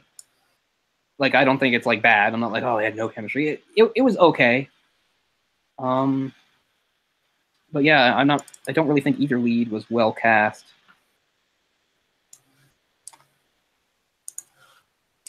Yeah. you know, she seemed to start her career with a lot of promise. I don't know what she's done recently. She's been in a lot of stuff, so there's a lot I haven't seen. Oh yeah, So I'm not she's been busy, man. She's done a lot of good stuff. Of course, she's probably primarily known for Kick-Ass and Kick-Ass 2. Yeah, for being Hit Girl, and she's a really good Hit Girl. Mm. I finally watched Kick-Ass 2 not too long ago, and man, I liked it a lot. I waited so long because everyone said how bad it was, but I liked it a lot. It's fine. It's fine. See, Kick-Ass is a very, very rare example where I really don't care about the source material very much. I think Kick-Ass is a perfectly average comic. I don't think it's particularly good or particularly bad. And its author, Mark Miller, is actually one of my least favorite writers in comics today, and has nothing to do with his personality. It's not like, oh, I think he's an asshole. No, he just does not write stuff that I particularly enjoy, and that's one of them. I didn't really like his. He was the architect of Civil War, by the way, okay. Marvel Universe. That was like his first really big thing that he wrote, and he also wrote. He was the principal writer for the Ultimates, which was the Avengers in the Ultimate Universe. Mm-hmm. And I actually own some of that book, and it's bad. Like, I know how, like, in the Ultimate Universe, a lot of it was, the point was, make some of these characters a little darker and edgier. But basically, Mark Miller's take was, the Ultimates was like, what if the Avengers all hated each other? And I mean hated each other. Because, I mean, yeah, it was cool that, like, back in the day in the 70s and stuff, the Marvel heroes were cooler than the DC heroes because they didn't always get along. They didn't trust each other. Sometimes they would bicker and stuff. But no, this is nothing like that. I mean, the Ultimates despise each other with every fiber of their being. Like, the only reason they don't kill each other is because they got bad guys trying to kill them. And that's it. Like, I don't know. I'm sure there's people that were a fan of that, but I mean, I liked the Ultimate Spider-Man storyline until, of course, they killed him by Bendis and stuff like that, but I do not enjoy Ultimates, and that's all Mark Miller. Yeah, his idea was like, what if they were just all jerks and really hated each other? I mean, like, yeah, we've seen that before, tension on teams. He's like, no, I don't mean tension. I mean, like, they literally would like to murder each other, literally. And they're like, well, I guess. Yeah, because that's all that comic is them insulting and threatening each other. And then working as a team to fight the bad guys, and then going back to insulting and threatening each other. And every once in a while, actually fighting, of course. No, not enjoyable. But yeah, Mark Miller, yeah, he's okay. He's a Scottish guy. But yeah, I guess she's probably still most famous for Hit Girl. Mm-hmm. And yeah, she's pretty cool at it. I mean, it is a fun character. This prepubescent girl, like, calling everybody like cocksuckers and cutting people up with swords and stuff. Yeah, I mean, I see the fun in that. Why not? But yeah, Kick-Ass 2 isn't it's not like this huge drop-off after Kick-Ass 1. I'd say they're probably equally good. They even handle, like, some of the problems of tone fairly well, because the comic is so much darker. Like, there's a scene in the thing that Kick-Ass 2 is based on, where Motherfucker, the bad guy, gets Kick-Ass's the girl that he tricked into liking him because he was gay. Again, that was the other thing that changed. So in the original, he tricks her into liking him because he says he's gay, and then eventually she finds out he's not gay, and she doesn't mind, and they become like this couple that fucks all the time. Well, in the original, it's not like that at all. In the original, she gets super mad, goes back to hating him, and hates him so much she even, like, texts him a photo of herself blowing her boyfriend. But anyway, so in the second movie, they have this scene where the girl that is Night Bitch gets attacked and stuff. In the original comic, it's not Night Bitch, it's this girl. And when Motherfucker attacks her, and he says, now you're going to see what evil dick tastes like, and he rapes her. That's what happens. In the movie, they're like, that's awful. They actually do a pretty good job of him, like, saying, yeah, I'm going to rape you, and then he can't get it up because people are watching. Wow, yeah. Like, I think that's actually pretty well, like, how they handle that. I think that's actually kind of a neat change, and helps, because can you imagine if that, like, McLovin just raped her? Yeah, what? Be bad. McLovin. So yeah, so I haven't seen those movies in a long time, but they're okay, and the comic is okay. But yeah, it's one of the few times where it's like a comic adaptation where I can just sort of relax, because I'm not sitting in my mind thinking about, like, what they're going to change or ruin, because I really don't care that much, because I don't think Kick-Ass was particularly that great of a comic anyway. But yeah, it's an enjoyable enough movie. What was really annoying was that Jim Carrey was pretty cool in that movie, and then like there was a shooting, and then Jim Carrey like said, "Oh, how he felt bad that he was in this movie, and he didn't really feel like he should promote it." Like, give me a fucking break.